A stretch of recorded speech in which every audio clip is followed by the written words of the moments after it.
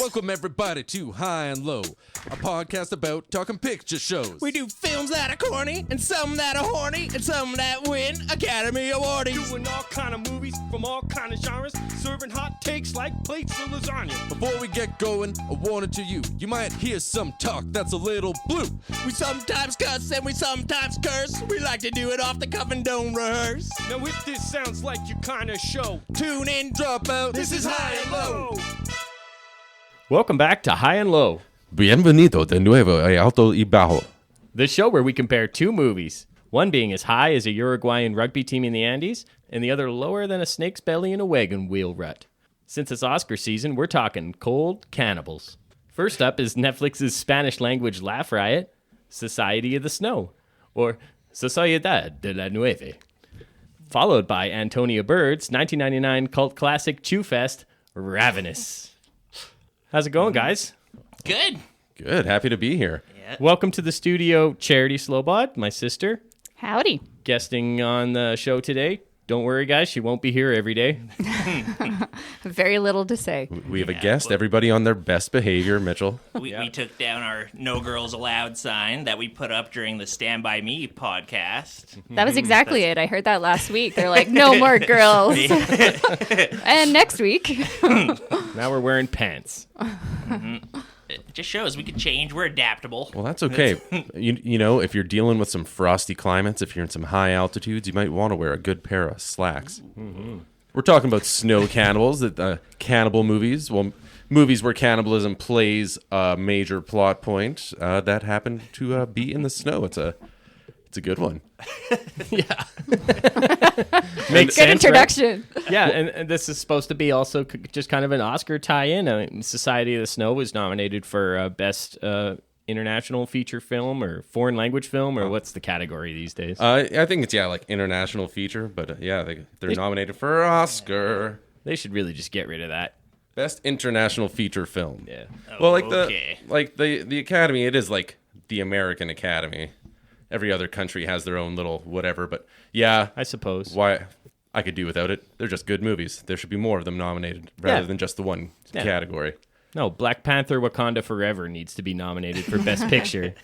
You can leave off all these weird foreign ones, please. When did the best picture become so long? Like, Well, wasn't like it back in the day? 5 years ago, or- 2008, I Oh. think. I think it was 15 actually years ago. I think it was actually 16. 2007. There was like a whole run of like really highly critically acclaimed and like popular movies, and people were like, "Oh fuck, maybe it was earlier than that." It might have been actually Shrek. No, Shrek was the animated thing.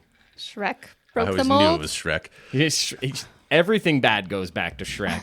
It's the genesis of everything wrong with the world. Look at when it came out, 2001. Not saying nothing, but coincidence. You tell me. Farquaad did 9/11. 9/11 was a Farquaad job. We definitely slipped into a much darker timeline around that time.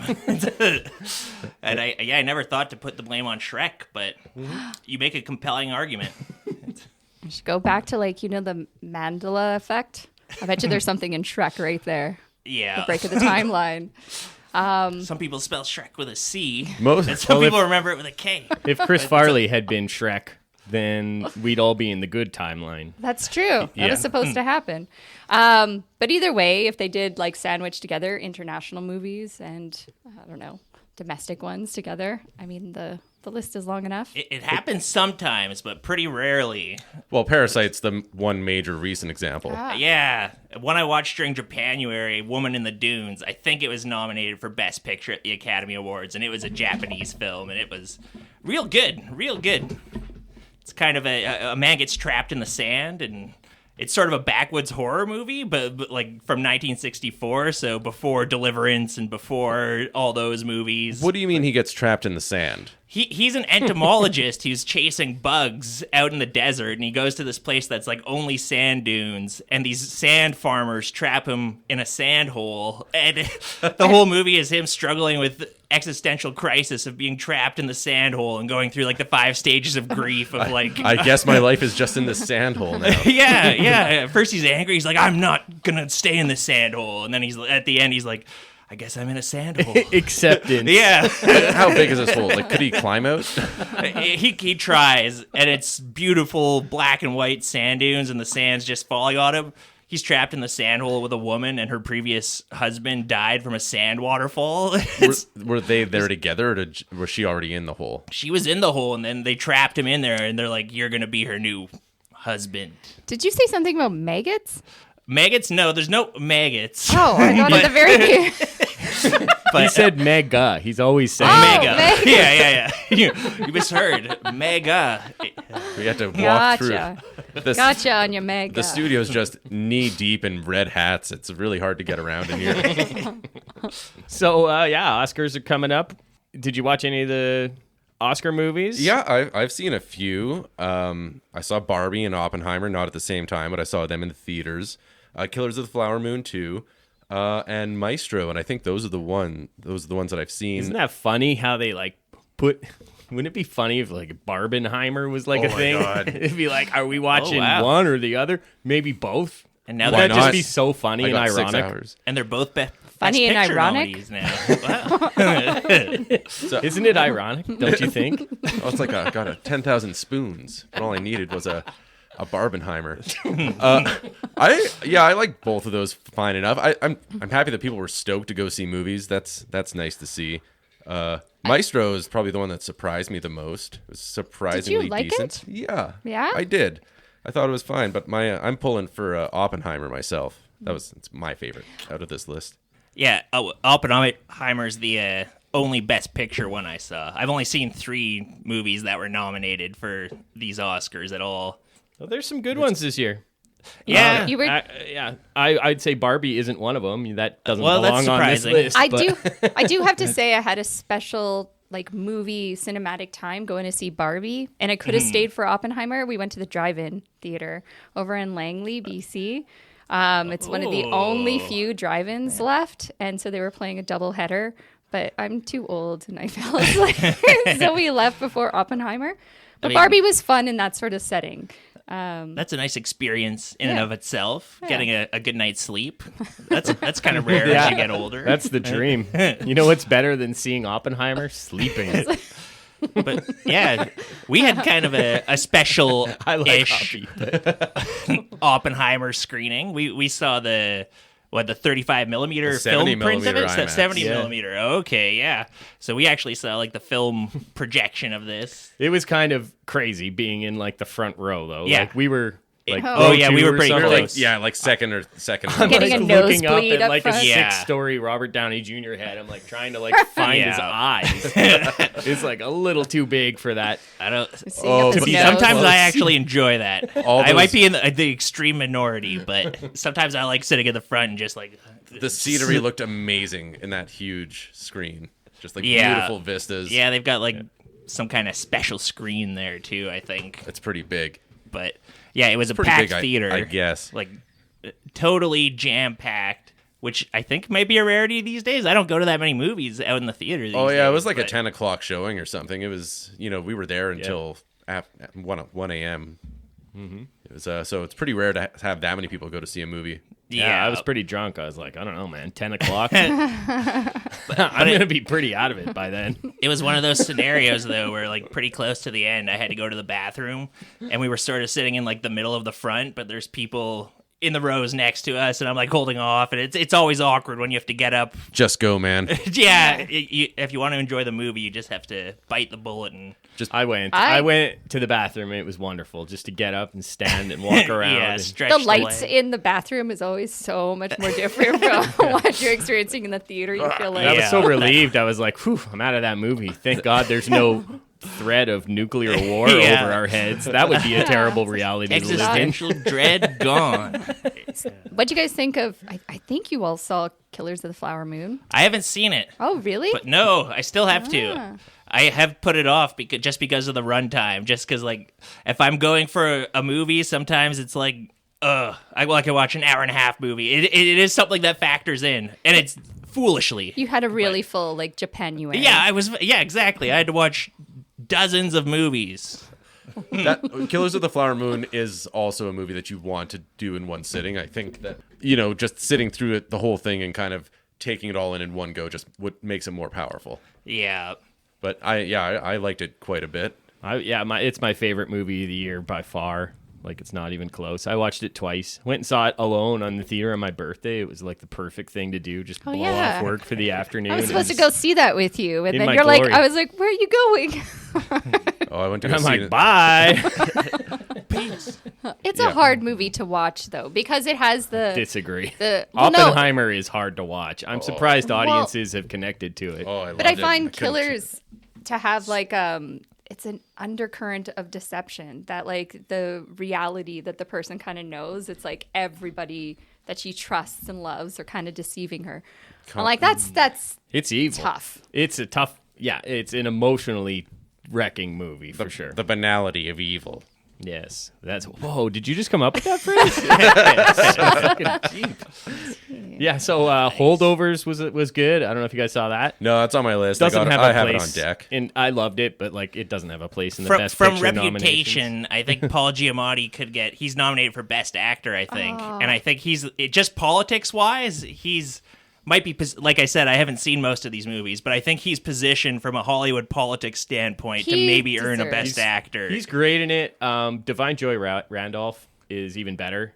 I think she's up for Best Supporting Actress. She should be, and she should win if that's where she's nommed, I think. I have such a soft spot for Paul Giamatti, though. He's such a ham, and he's very likable. Brilliant. He's a real ham. Paul G. Look at my lazy eye. Oh, is it that eye or is it that eye? We don't know.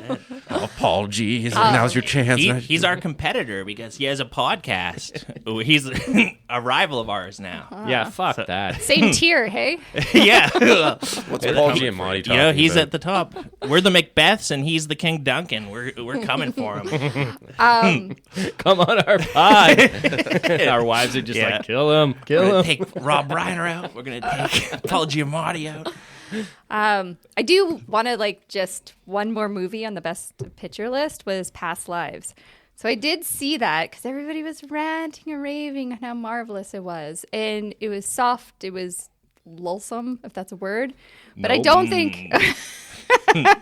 That's how words happen. You make up new ones. It's called morphology. But I didn't think it was as hype-worthy as... I liked it a lot. It looks really pretty. It's a small story. I like the micro stories. I'm of the unpopular opinion this hasn't been that great of a year for movies. For 2023 wasn't. I think 2021 and 2, well, maybe not 1, but 2 for sure. I don't know. I look at my list of movies that I've seen so far, and they all rank pretty high. Like, I haven't seen too many movies that I haven't liked this year, and I've seen like 2 or 3 dozen, and they've all been good. It's kind of like in 2007, where there's just a whole bunch of big directors who just dropped movies this year. Mm-hmm. You know, you have Martin Scorsese, you have Wes Anderson, you have the guy who did The Holdovers, like people like him, Alexander Payne, Michael Mann. Oh Yeah. Ferrari. Dusting that name David off. Fincher. Ridley got snubbed. Fincher got snubbed. Ridley but, like, Scott, these but he are puts out a major movie every year. filmmakers. But like a lot of big names put out movies, and from what I've seen, I've pretty much liked all of them. Mm-hmm. Another movie I saw that on the Best Picture list, Anatomy of a Fall. I'd strong recommend. That's a great fucking movie. Yeah. Did you see that, Vaughn? No, it's on my list to see though. Oh yeah, Okay. Definitely check it out. There's like a part in the movie. It's basically a marital fight, and it's in French and English mostly, but like there's the centerpiece of the movie is this argument between a husband and a wife, and the husband died, and the wife is being suspected of it, so she's on trial, and there's like a 20-minute argument, and it's fucking intense, and they're playing the whole argument in court in audio in front of everybody. The public's there, their son is there, and the idea of like having this insane marital argument where they're screaming and fighting and throwing dishes and everything and having to relitigate it in public in front of everybody is one of the most horrifying and like darkly funny things I've seen in a movie in a long time. It's actually a pretty stunning movie. Oh man, That's genius. That's like a horror movie that taps into Yeah. real fear. well, I want to check that out, but also that happens all the time. Like when footage gets released of like famous people arguing, that shit goes viral like crazy. Yeah, but would be admissible as evidence in a court of law? I mean, I don't maybe know. we'll have to cover that. Put it on the list. I just want to talk to people about it. It's really good. Yeah, Poor Things I haven't seen yet, want to. Zone of Interest, nobody here's seen yet. Well, Yeah. I want to. I'm sure it's just as hilarious as our first movie up, Society in the Snow. Yeah. What a Screwball comedy. bowl full of laughs. Wackadoo. I don't really know when to do this or when's a good time to do this, but just given the subject matter that we're talking about today, I just kind of wanted to preface everything by saying there's no cannibalism like snow, cannibalism like no cannibalism I know. Everything about it's appealing, everything your tummy will allow. Nowhere could you get that insatiable feeling when you're eating your friends for chow. That's beautiful. Nice. You should be hosting the Oscars. Yeah. A modern day Billy Crystal. Yeah, this is like kind of a weird movie to do with you, Charity, because you're a vegetarian. I and am. Somehow we chose the movies that involve eating lots of meat, lots of people meat. Hardly makes me feel like I'm missing out. Well, you'd be Tempting. dead if you were on a Uruguayan rugby team. Oh yeah. I thought we were having I her would on be because eaten. she's a cannibal. I think that's like the special type of vegetarian called like a humanitarian, right? Where you only eat humans for meat. Exposing my dark secrets. My favorite quote, like way back in the day, my friend's dad had a magnet. And it was like, I'm a vegetarian not because I love animals, but because I hate vegetables. I feel like there's a thread here. Anyway, Yeah, screw vegetables. let's back on the meat train. You guys ever human meat. Working on a meat anyone train, here- everybody. anyone here ever tried people? People You of guys the eat- world, I heard need meat. a meat train. Join hands. It's a dark subject matter, folks. We're trying to brighten it up. It is. So, Society of the Snow that is directed by J.A. Bayona. He's a Spanish director. I don't know if you guys have seen any of his other movies. I have No. seen one. It's called The Impossible.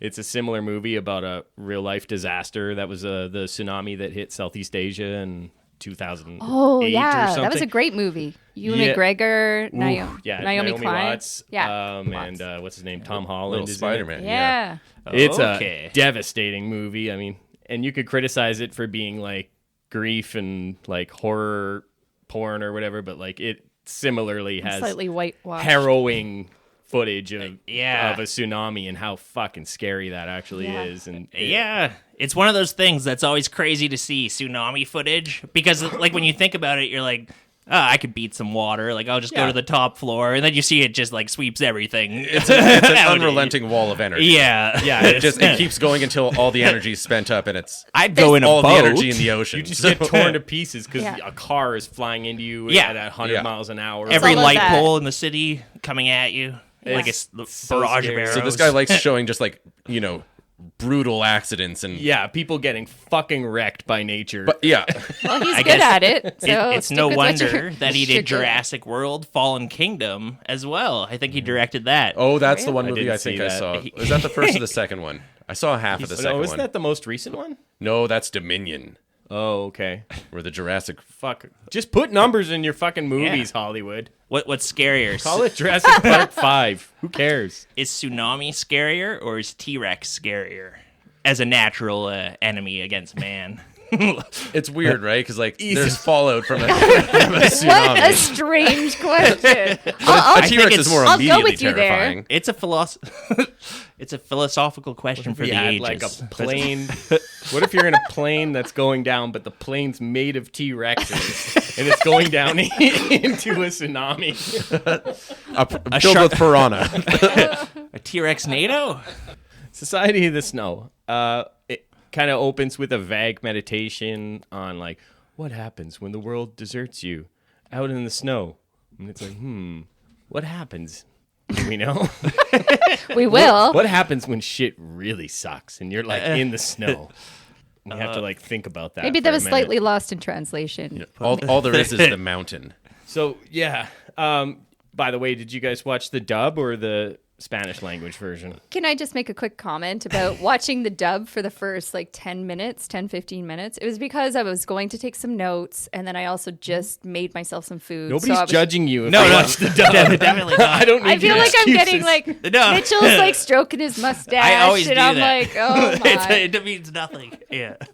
I'm sorry. It I makes watched me the look dub. smart. But watching dubs for movies, it just turns the acting to shit. Yeah. Every single time. It makes it farcical completely. I watched the Yeah. first 5 minutes on dub because that's what Netflix threw it on as. Yeah. And once I didn't really notice much in the voice in the little opening narration, but then once people started talking to each other, I'm like, what is wrong with that? The way everything's moving and happening. But since they had that, narration for the first few minutes, my brain wasn't ready to it was really disjarring. It was primed for one thing, and then it took me a minute to figure out what was going on. But then I switched it over, and it was much made it a better. comedy. It's distracting, especially at first, because I've watched this movie twice now. I watched it first with this in the Spanish thing, and then I watched it again last night for the stupid podcast show that we're doing. Fun. What a laugh true riot. I figured I'd watch it with the English dub on this time, and at first I was like, "What the fuck?" They're in the locker room and everyone's talking and they're talking over each other. It was super bad, but then kind of later on, I was like, I got used to it. It wasn't so bad. I feel like most people that watched it on Netflix probably watched the English dub, and were probably fine with it. But it's so much more dramatic in the actor's real voice and their cadence and everything like that. Yeah. And Yeah. The actors are good. and then the Spanish language has a different musicality to it. And then also I was watching with subtitles You with the saying dub. we don't talk musically here in English? English. It's me, Winona Ryder, back on the pod. Dear Diary. But because Dear Diary, I'm trapped in an utter frozen plane. you really got to purse your lips to do a good Winona. It's great. I'm looking at you right now and you're nailing it. But either way, the dubbed and the subtitles were also translated differently. So they were saying different things opposed to the subtitle. But because you have less time to say something Man. in a dubbed version, I don't know. I feel like you That's lose always a lot. super distracting. I've come across that a few times in my travels where I'm listening to the English dub with subtitles and it's just off. It's okay. For me, constraint. it's actually it adds some value to the movie. If I'm watching an old Godzilla movie and I throw an English dub on there, that just adds an extra layer to me enjoying it as a whole packaged piece. It depends on the movie. Yeah. Yeah. I mean, I'm used to dubs with the old Shaw Brothers Kung Fu Totally, movies. that's I'm another used good to example. all the Italian B movies we watch. They are all Yeah. dubbed. And It's a different technique, but you get it in the spaghetti westerns dubbed. sometimes that's- it's part of the charm. Yeah. Get used Not to for that. this movie, though, I would say. No. It's not necessary. No. Anyway, so now we get a quick scene of them playing actually rugby, which could have used a little more of, if you ask me. Yeah. Overall, I know that the movie it's focusing on their experience there. I just could have used a little bit more outside of Yeah. the area, because when I think about movies where people are coming together, your Apollo 13 or The Martian, or movies where people are trying to figure out how to get these people out of these precarious situations, there's somebody on the other side, and I like that part. But I realize there is nobody on the other side, and that's part of the whole thing. But Yeah, it's They're pretty totally isolated. isolated. Yeah, for sure. It's a good. They do That's a good note. a pretty good job building character right off the bat though, because they're playing the rugby game and Roberto doesn't pass the ball even Yeah. though the team is hey, pass the ball, and then they have a little talk about it in the showers afterward, and you see that Marcelo is the captain. Everyone in the group respects him, and he's collecting the money, he's giving the orders, he's hey, next time pass the ball, and nobody's giving him any back sass or anything. So they do a couple pretty great things like that, just building character. And Totally. it's a really big cast. There's 40 people on this airplane. Yeah. Mercifully, a quarter of them died right away, but That's the one I want to be in. That's That's the group. Not 25%. Count me in. that guy Yeah. who gets blown out of the tail and just is dead on impact. Yeah, but it's that's what I want That's to what be. the pilot says to him. Or yeah. as he dies. There's also a great bar scene too, between the rugby teammates as Yeah. well that sets up again that camaraderie, and the people who almost don't go on the plane, like that, fatal instinct. That Yeah, kind of, the main narrator of the movie. Yeah, He's they not all got Final Destination killed That's what I later in meant, ironic yeah. ways. What's it? So, by the way, like if the listeners haven't seen this movie, it is about the Uruguayan rugby team Thank you for whose that. plane crashed in the Andes. 1972. And, yeah, in 1972. It's a true story.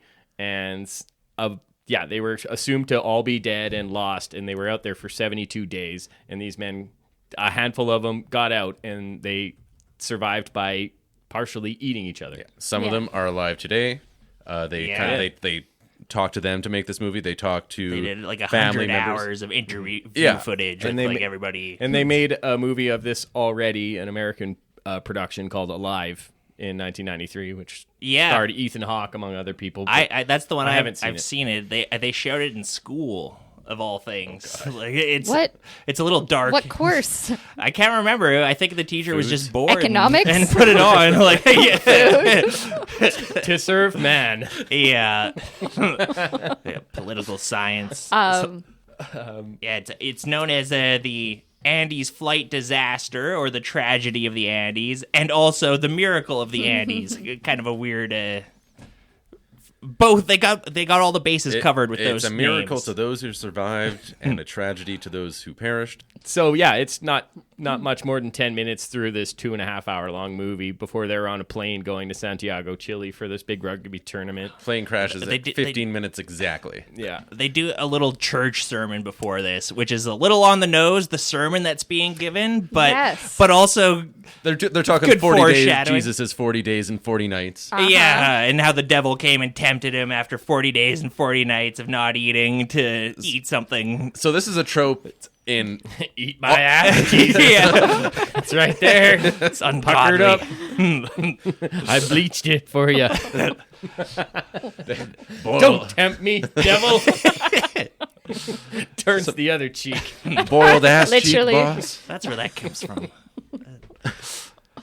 Yeah. No, but they do this trope in a lot of movies, and it's made me realize that if I ever walk into a meeting or a class and somebody's just being like, so, sometime, and they're just describing a vaguely tough situation where it's like, sometimes you might find yourself lost in the wilderness with nothing but a knife for 4 weeks. And I'm like, okay, I'm just going to stay in my basement for the next month. Make sure you're wearing iron underwear at all times, or else a honey badger will rip off your testicles. And it'd be like, that's an odd thing for me to hear at this event. Nature. This stuff is always oddly specific, and it plays right Yeah. directly into whatever our protagonists are going to be doing. And yeah, this one was a bit much. Yeah, looking back, I thought it was a bit much, but when I saw it, I was like, oh, good foreshadowing. Yeah. I guess it's like 6 of one, half a dozen of the other. Yeah, it's okay. A bit It's- much good It's foreshadowing. screenwriting. It threw me off because I know at the beginning they said how long they'd been on the mountain for. Then when they said 40 days, I'm like, okay, these guys are up there for like 40 days. And then once they get past that point, I'm like, what the fuck? They're better than Jesus. It's truly astounding. It's really, yeah. At 9 days, they were already like starting to go completely batty, and like, Yeah. I was like, Oh, you're I think still they- in for a long haul. Yeah, they started eating people like 6 or 7 days in. Yeah. Yeah, it just goes to show. They realized pretty early on that that's what they were going to have to do to survive, and then it just became a social. Can I say something like really, really awful? And the animal lover I hope of you- me, oh, and maybe the less human lover We side might of agree me. with you. I don't know. You know, at the very beginning, when Numa, he's the narrator of the film, and he goes to his dog, and he's like, "So, should we go?" to his dog, and I was like, "He said we. He's bringing his dog on this trip. Oh my god, he might eat the dog. I can't watch this." Oh my god, that would have been genius drama. You're the though. whitest woman. I know, so painfully so. I butcher that dog like- day one. Luke, Can't we just eat a human? Leave the dog alone. The dog would start eating you way before you decide yeah. to start eating the dog. So Luke's right. Day one, get it out. Of there. day one, not even hungry. You're just still a little peckish. But you know there's going I to be want precious dinner protein. and I want a hot meal. The dog's got to go. You're on the plane ride and you're going down.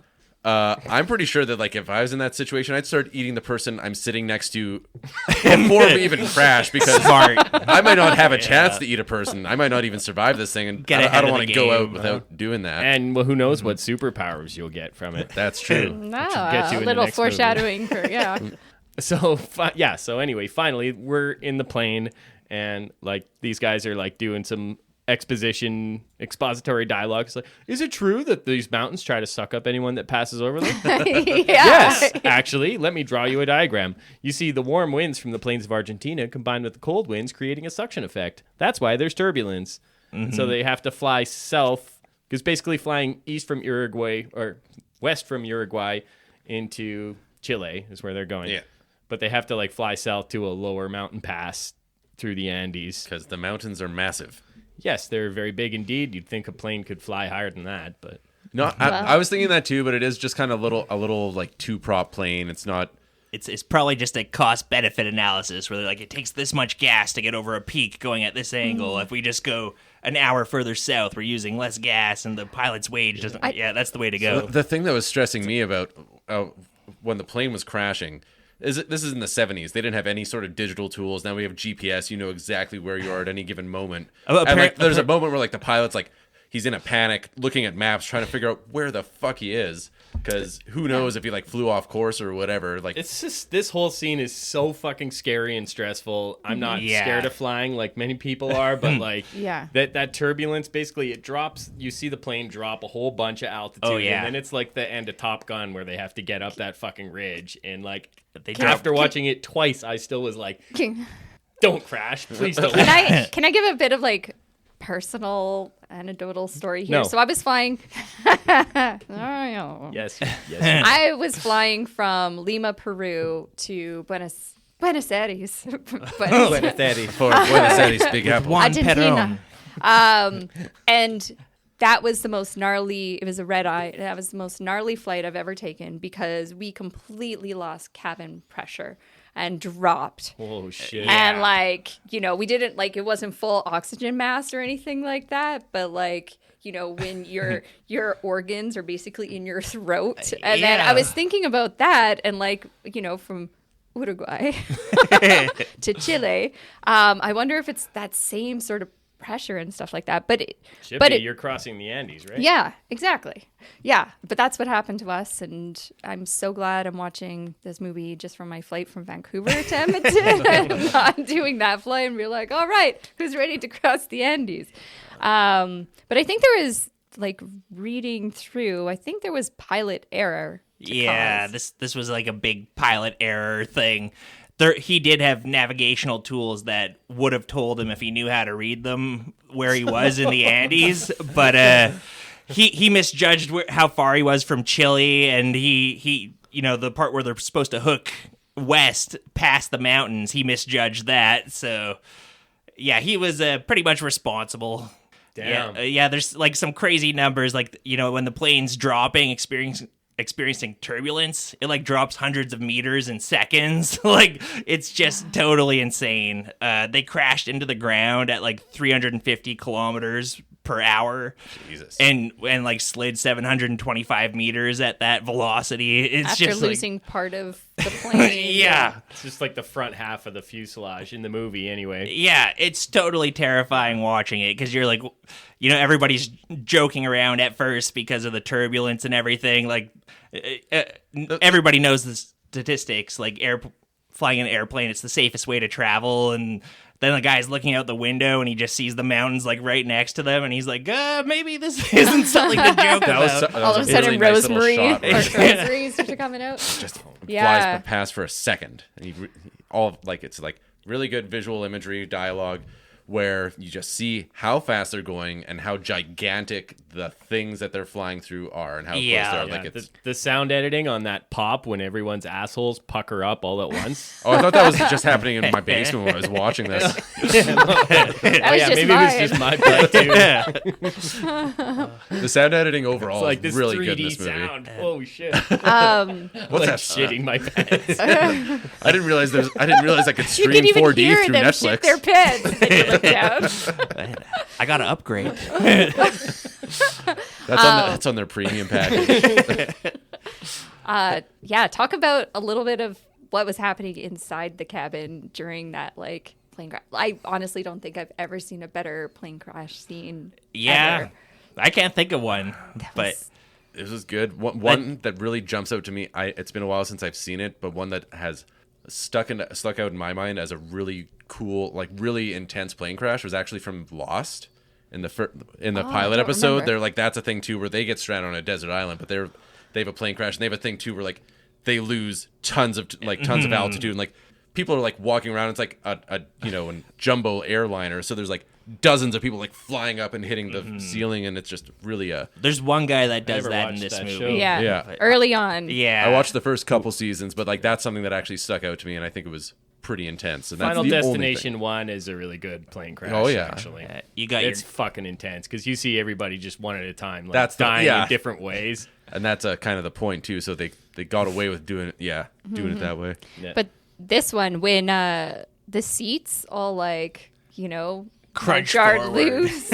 Yeah, and then you think about that, like sometimes I sit in really awkward positions on like a plane, but like the seats all cramming forward with their legs at the bottom. I of know, that those- was oh. so horrific. gnarly, dude. Sickening. Visceral bone Yeah. crack. And then Yeah, whoever is everybody sitting at just the gets front, whoever got smashed. the first class seats, straight nosedive, like Yeah.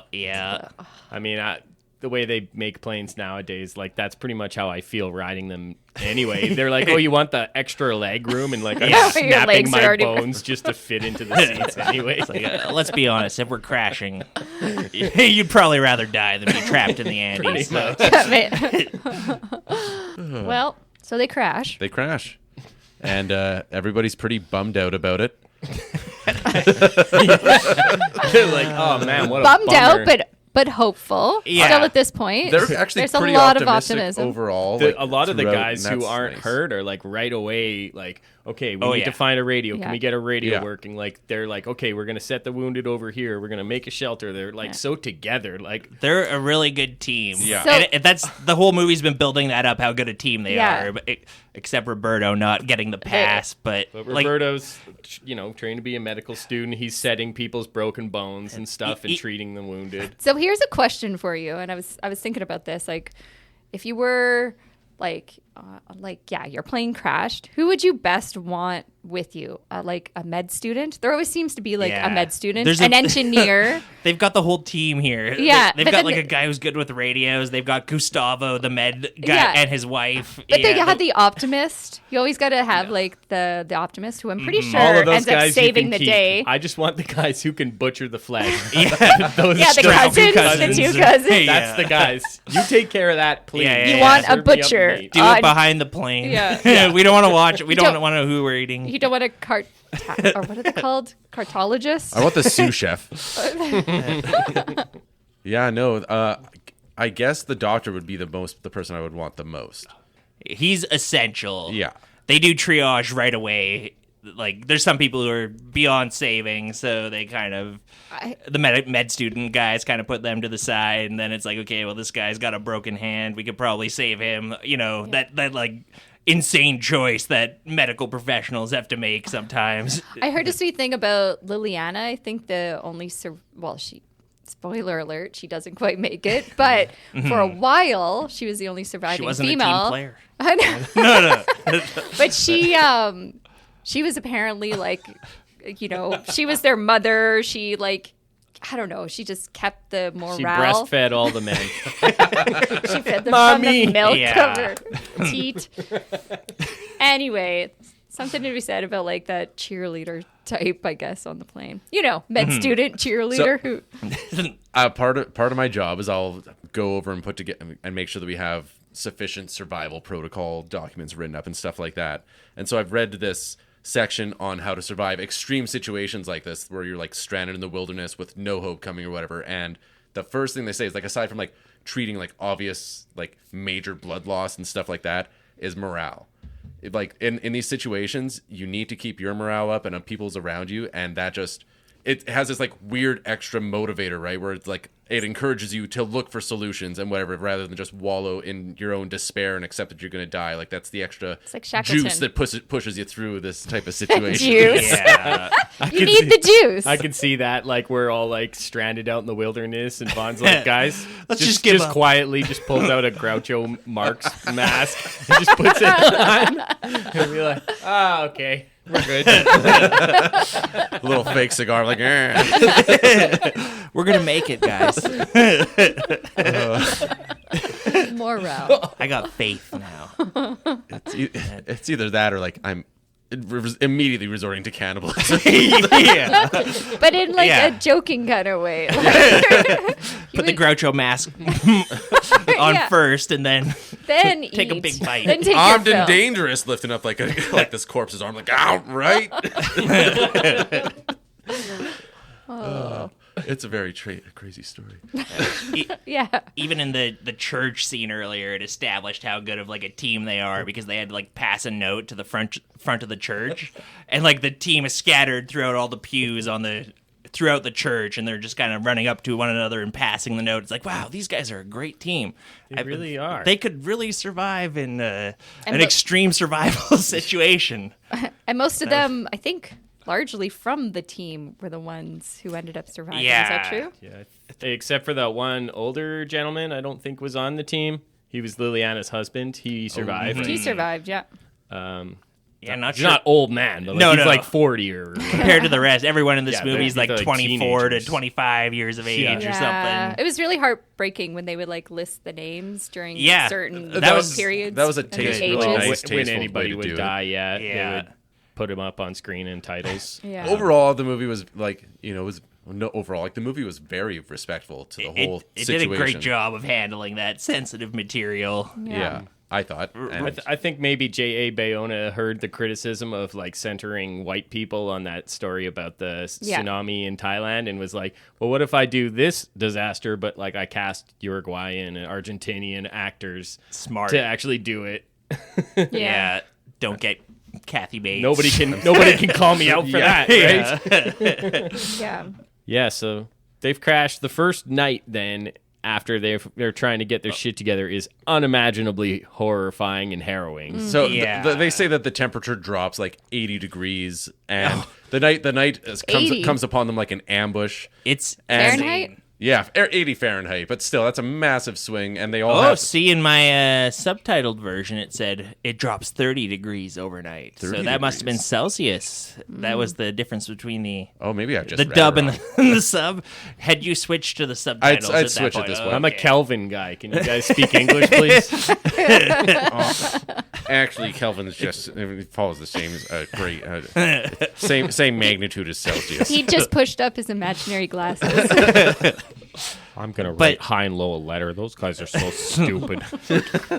They show it pretty brilliantly. Like, there's a bottle of booze on the ground of the plane. It just like smashes overnight because Cracks. the liquid inside expands, and Yeah. it looks cool. This is a cold looking movie. They're They've stacked all their suitcases up to keep all the keep the wind out Wind as best wall. they can. Yeah. Yeah. And then, not to mention, they're sleeping or trying to sleep with all their fallen compadres. Yeah, Yes. the dead and the injured are among them, and they're all Crying squished in and- there with the seats are still in the plane. Some people are just straight up screaming in the And, night. and Like, a lot of people that were injured expire not too long after, and we kind of just see their title cards, their names. Yeah. Yeah. Oh my And god. what's your Yeah. most awkward sleepover story?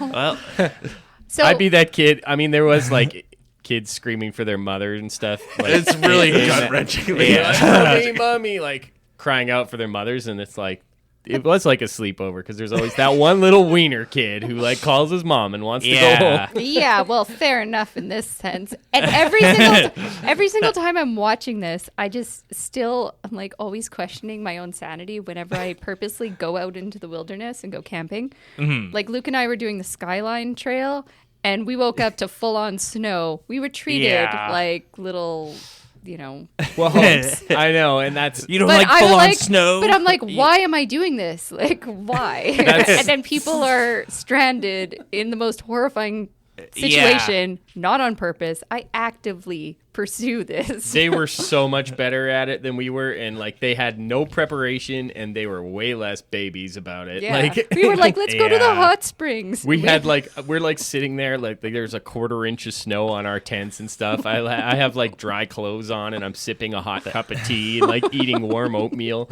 and like beef jerky, and I'm like, this is torture. Let's go home. I'm turning around. Yeah. I remember one time we were at Kiefer's Lake lot during a particularly cold, long weekend, and it was like, yeah, I was ready to go home afterward. I was like, my core temperature has dropped below the average core temperature, and yeah, this is not enjoyable. One of my 2 pairs of mitts are like... That's what Charity kept saying when we were on the trail. She's like, my core temperature is dropping. She's shivering. My core temperature. We're just like making fun of her. I We're need like, to keep my core temperature. My extra pair It's of a mittens got thing. wet. Yeah, exactly. I would be dead on this flight. Let's just put it that way. Yeah, it's pretty much the worst possible environment you could ever be trapped in. You're on the top of the Andes. There's no trees for you to make a fire. There's no life there. It's a desert of snow. Like, Yeah. there's nothing anywhere around you. And they do a spectacular job. They did on-location shooting in the Andes, in some mountains And in Spain, Nevada, and, they filmed. Sierra Nevada, Spain, not the Sierra Nevada mountains that we'll see in the next movie. Interesting. Actually, Okay, that makes a lot more sense, actually. Because, yeah, I read on Wikipedia they shot in Sierra Nevada. it's a bit confusing, but yeah, but like they did a shit ton of like on-location shooting and just various different mountain shots, and it looks great. it looks really good. It's lovely. We get a lot of dialogue, and some people are being a little more positive, and like Fido is like he doesn't like what he sees. This is a place where life's impossible. Out here, we are an anomaly. That's a quote from the movie. Yeah. Yeah. No one's actually, like, outright being the pessimist and bringing the group down or anything, though, and being like, we're gonna die, guys. Yeah. We're gonna fucking die. No, at this point, everybody still has food, and obviously they're aware of the severity of the situation, but people are still optimistic, and they're Not much food. Like day one, they're rationing it out, and it's like a soup cracker with like an olive on it. or like a smoked oyster. Yeah. Oyster, yeah. And then they Tasty. see helicopters or planes. They see a plane so, and they try to signal it. Yeah. Yeah, they're like sort of like, oh, okay, well, we should be rescued by tomorrow. Like Roberto's like, oh yeah, we'll be safe. Like Nando's there. He's one of the other main guys from the movie, and he's Love like, Nando. he's Cheers. black and blue. He's pretty injured, and his sister's there too. Fuck. And his His mom eyes was are there. so fucked up when he The wakes makeup up. is excellent in Fuck. this movie. Yeah. That's what it's Across the nominated board. for, I think. Yeah. One of the nominations is Best Makeup. And Well deserved. yeah, they look like they're all so dirty and awful looking. It's You don't realize how dirty they are until, The end. not to spoil it. Yeah, at the end, some of them do make it off there, and you realize that they're just like caked in layers upon layers of Is that grime. supposed to be dirty? That's like every time that's my us neck. after Are we also conserving supposed water. to not Did be ever- black? Is that a thing? Did everybody wash their necks like Mr. Burns asked? I washed mine. Here's what they actually had in the mountains. This was their supplies at first. They managed to scrounge together 8 chocolate bars, 3 small jars of jam, a tin of mussels, a tin of almonds, a few dates, some candy, dried plums, and several bottles of wine. And it only lasted a week. They rationed that for a week, and Yeah, that's like an evening for me. Yeah. all that. But left off How that list is conservative also of like you. 40 cartons of cigarettes.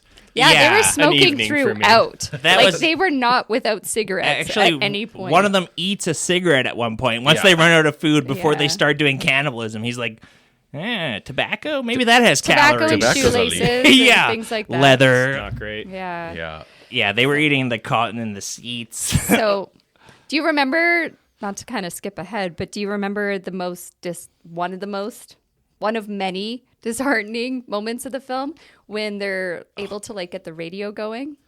And then Yeah. what the radio says. So, yeah, you just hear this primal scream coming from somewhere off camera, and you think that, I don't know, like I thought that somebody had already started with the cannibalism and somebody else caught them or something like that. It Yeah, sounded yeah. But He's then it, licking me. It's worse. it is so much worse. You find out that after the mandatory or the standard 10 days of searching that the government's required to do, they haven't found them, and they're going to have to wait until the thaw, the spring thaw, which is like 2 months away. Everyone, get your corpse handling gloves. Yeah, they're pretty smart guys. They had kind of figured out beforehand that like the flight patterns of the search planes. They were like, okay, the plane almost passed over us before, and they're probably searching in a grid pattern, so they're probably not going to pass over here again for like another.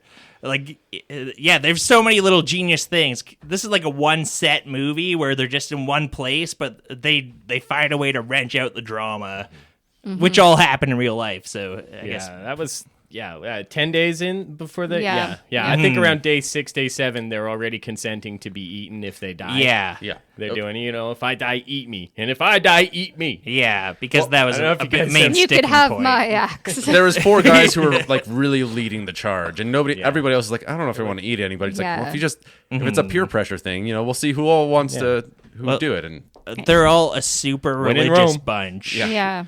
We got We the will. Strouch cousins, and they're cutting up the bodies in secret away from everybody else. World class homies, right there. yeah, so that Yeah. you don't know who you're eating, which just If you're eating your sister or your wife, you don't necessarily need to know it because it's happening just outside of your vision. You know, Getting hints of Phil, but Yeah. could be my mom for all I know. they put like the meat in snowballs just because they can't cook the meat. They have no wood or anything, so they have to eat it raw just to get the sushi. protein. So they're like packing in snow and just trying to swallow it down without like chewing too much and as stuff like time that. goes on, they put less care into putting into the snow. Everybody's Yeah. just like, okay, we're doing this now. This is just the norm. Eventually, they just have a killing fields of bodies and bones like behind the plane somewhere. Yeah, we don't really see where they go to the bathroom either. And well, one time Yeah. you do see That's some black horrific. pea, Well, and that's pretty yeah, gross. that's what I mean. Yeah, the black pea, There- but This movie is way too sanitized for It my is. liking.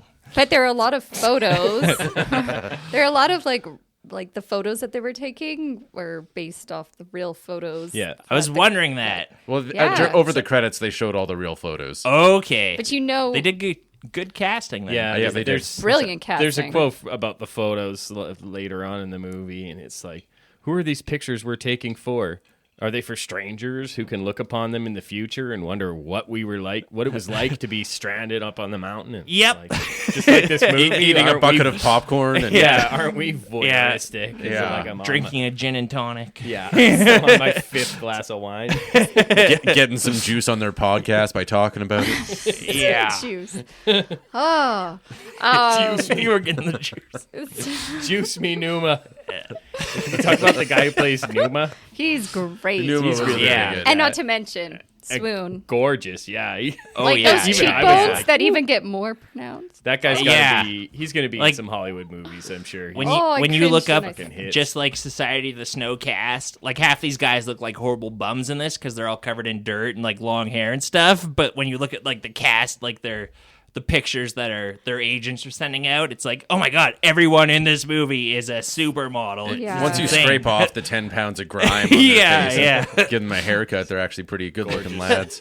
Enzo Vogrinchich. Enzo Vogrinchich. That's the guy who plays Numa's name. I just wanted to try and Okay. say it. He's top billed. wonderful. Anyway, keep an eye out for him. Yeah. Yeah, so day 17 now. That's the 5th day of the storm, and everybody's cuddled up in the plane. They're like trading stories and doing beat poetry. Yeah, they're all like in the best spirits ever. Yeah. And they're- you're like, oh man, these guys are going to be okay. Yeah. Yeah. And then A terrifying avalanche happens. My God. Like, it was really like a... Yeah. That was it was heart-wrenching. it was a drag. It just plows through the fucking 'Cause- plane. Like and instantly, like another 10 people die. Throughout the movie, they've been trying to find the tail because the batteries for the plane are in the tail. So they've sent out a couple different forays or whatever to go and find other wreckage from the plane to kind of help their chances. They need the batteries to possibly build a radio. Have any Yeah. chance at building a radio to like communicate outside of the valley? Yeah, because they But, have like, yeah. This whole avalanche scene, they're finally sort of having fun for the first time. They've accepted that they're cannibals. They're Morale, telling right? poems. They're Yeah. like they start like applauding each other when they're in this fuselage of the plane. They're like reading each other poems, having an okay time. they feel like humans again for half a second. And then Mother Nature. Yeah, this is a Murphy's Law movie where everything that can go wrong will go wrong, and it just gets worse and worse and worse. Every 20 minutes, something worse happens to these guys, and now they are just buried up to their necks in avalanche. It is bananas that they survived these avalanches. Not all of them. That wiped out 13 people died right as soon as they crashed, and then this wiped out the next swath of people. Yeah, another dozen or whatever. Yeah. Oh, it was so heart-wrenching with the husband and his wife. Yeah. Just pulling her out too late. And, and she was trapped under him in the snow, and so he's yelling at everyone else hey, don't stand on this patch of snow. My wife's under there. It's totally horrific. He has a really heart-wrenching monologue how he could, she was right below me in the snow, and, I could feel her heartbeat, and I knew she was there, and she was suffocating. And he said if he kicked up, he would kick her down. So that was, the thing that, you're not going to push somebody down to can't help survive her yourself. Any move you make is just going to suffocate her. That was one thing in this movie that I really loved were the monologues. It was very atmospheric. It was quiet. It was solemn. It was scene by scene kind of passed very interestingly. But it was some really hard hitting monologues, like the one that you just mentioned, Luke. So I didn't like the narration as a rule, but I thought the monologues were effective. And I could have done with more monologues, less narration, because when you have those characters actually interacting with each other and it worked more for me. Yeah. And I think the framing device of Numa, I believe, is the narrator. I think that worked really good because he's the 17th man. I feel like he must be a specter clever in the 16 surviving guys' hearts because he was, instrumental to their survival, and he was so close. He just he kept trying. Yeah. He was like the old dog from Homeward Bound. Thank you. Oh yeah, the old golden dog. retriever. Shadow. But if the golden retriever didn't make it at the end. But yeah. It was one clever way of putting a little drama in here where it's a movie where the plane is going to crash. Know these guys, most of these people are going to die. But you don't necessarily expect that the guy doing the voiceover narration throughout the movie is going to die. So it is a way of putting a little plot twisty aspect in here that you might not expect otherwise. Yeah. In this one, the Great Gazoo appears. Only nobody can see him. He saved half of them. Hey, dum-dums, why don't you climb that ridge and see if the tail's on the other side? That's what this needed. I thought the narration though, with the bleak landscape and you hear the wind over the mountains, it kind of had a haunting appeal. I don't know. I wouldn't be surprised if it was actual things that he had written down too, like a diary he kept throughout. I don't know if that's actually true, but that's what it seemed like. I think it is. Maybe because as people are dying, there's this one guy, I didn't catch his name, but he's kind of taking little tokens and storing them in a suitcase to kind of so everybody. All the families at the end. So people have something to remember them by or some sort of, That guy's like, I got his tooth. I got his gold tooth. I got his gold tooth. The only part we didn't eat. I got Vito's ear. Then he died. He survived. I just got it. Why can he have his teeth back, please? He's knocking on the door with the dentist. It's hard to chew raw meat without teeth. Just when the camera crew's interviewing people, like, psst, come here. Vito's ear. Open his jacket. Comes to bartering economy. I'll give you Vito's ear. It's also a chapstick commercial. Did anybody else desperately grab their chapstick in this? That's why it deserves the best makeup nominee. Everyone's lips look so chapped all throughout this movie. They all have these kind of open sore, or their skin has burst because it's just they're getting blasted by sunlight for so long. Anybody who's been skiing or done any sort of outdoor activity for a while in the snow, it's so funny. It's not nice. Toward the end, they kind of hear that the survivors are going to be rescued, and they're trying to primp themselves. I know, wasn't that so cute? I was smiling ear to ear for that. I was like, that is adorable. They're brushing their teeth. They're sharing toothbrushes. It was like what you were talking about last episode with Vern and his comb. Exactly. Yeah. Those dipshits could keep. I mean, these guys could keep their combs. And that Phoebe dipshit Vern couldn't fucking hang on to his. They didn't on their have pussy little adventure. Yeah. the Stand By Me guys didn't have the teamwork of a rugby team. Hell no. Uruguayan rugby Oh. team. Well, I mean, rugby guys, they're kind of like not the outcasts. They're kind of the cool guys. Yeah, they're Yeah. the rich guys usually. Yeah. Yeah, Chris Chambers would have fit right in with this group anyway. Yeah. Yeah. Criminality. But yes, that was really endearing. So yeah, That by part. day 36, they take an expedition east toward Argentina, and Numa's foot is like fucked up because when they were escaping the plane, he got cut.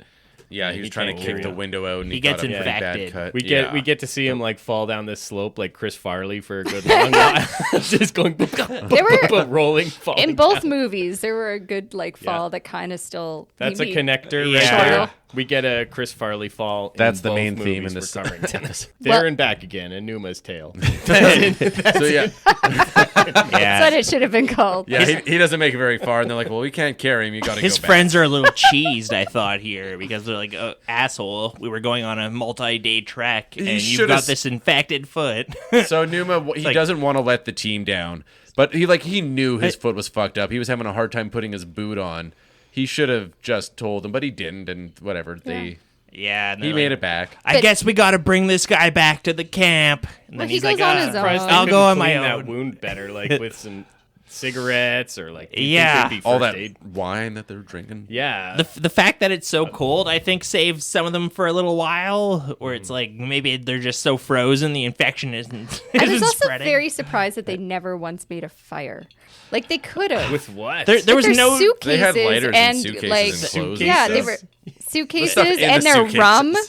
Well, they I could have got got like a heat fire. Depends on the rum. I don't know if you, They found the Yeah. tail, and that was to everybody's surprise. So after the plane crashed, the tail actually got catapulted forward. Yeah. So they were looking at it behind the crash, or they were looking for the crash site behind, and they found the tail, and there's all sorts of goodies there. There's some chocolate bars, better winter gear, coats. batteries, all the A batteries in the world. suitcase full of cigarettes. Yeah, more Yeah. More Like, Perfect. Yeah, somebody was obviously trying to like counterbalance some Can you shit. imagine how good those little hotel chocolates would taste? Oh, at man. that Oh my point? god! You know what's really fucked They're up? great on a good day. They didn't know where they crashed when they were crashing in the mountains. Like this rugby team had no idea where they were. They thought they were on the Chilean side. Yeah.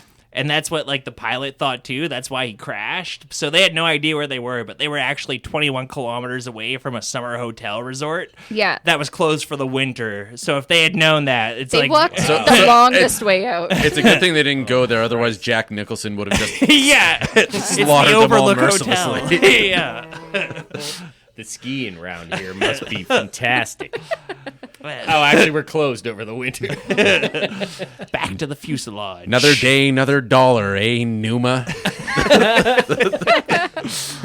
Why, Numa, you've always been here.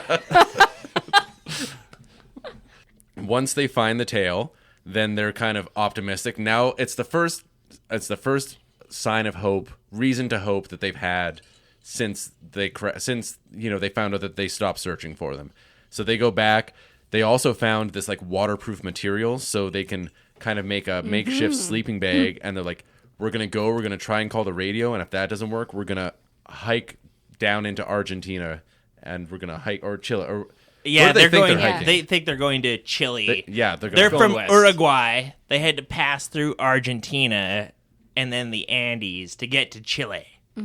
Yeah, but the sleeping bag, like making a waterproof, Smart. warm sleeping bag, and I think one of the guys on the crew, I can't remember which one, but he like learned sewing from his mom. Yeah. who was I think on the plane as well, but she passed away. And then, Okay. but yeah, so then they all helped out to like make the process faster for sewing Yeah. this sleeping bag, this like Hail Mary. One of the Strauch Bag. brothers was actually one of the best sewers. Yeah, He what revealed in a his book. Fucking hero. There's been a few books written about this. This movie is based on one of the books, and like some of the survivors have written books. Every Which- single one of these guys should have a best-selling book on the New York Times, whatever, and should have nothing but success because the fact that they all made it out of here is just such an Well, inspiration. I checked their Wikipedias, and the few that had articles were all motivational speakers and like Sure. have good Shit, yeah, what else careers can you as do well. in life? On top of that, well, they do have careers. Yeah, but Fuck Tony Arturo's. Robbins. No, seriously, Yeah, what what's has he he done? done? Other than being like 6'6", Yeah. already. Did he ever eat anyone? Yeah, probably. Look at him. Wouldn't surprise That's how he me. got so big. Yeah, that's why he's so powerful. Look at him. He's a Wendigo. Yeah. The Ravenous. He's such a Wendigo. Good God. But Arturo's like monologue, he has, from one of the many great monologues in this, and he talks about the God because they're all talking about like what kind of justice, but then he's saying that like the people that he was stranded with, they've been his God. Yeah. he Yeah. says, I don't believe in God, Numa. I believe in Roberto, the doctor, and Fido, the butcher, and Nando's will to walk and keep walking. I believe in your friends. And Well, Nando was the Yeah. one who was rendered unconscious and his sister passed away. And then he just kept walking and like doing his like workouts every day to do the massive walk eventually. Yeah. what a fucking badass. They would- They're they on the would- walk, and like they've got rugby cleats on. So like, can you They- imagine trudging Scaling through Andy. deep snow in like cleats? So- They get rescued. Yeah, basically they're walking for a while. Eventually they find some greener pastures. Yeah, Ah. so they go. It's spring. They three of them set out, and then one's like, you got to go back because it's like They nothing. needed food. Yeah, they needed food, so they send one guy back so they could make it the last little while, and they go, and it starts getting warmer. this whole snow's thing starting is, to melt. They've been training to do their mission to go to Chile because they think they're like really close to Yeah. Chile, but they're not really. But they've been getting like more rations and they've been training to like build leg muscles and stuff.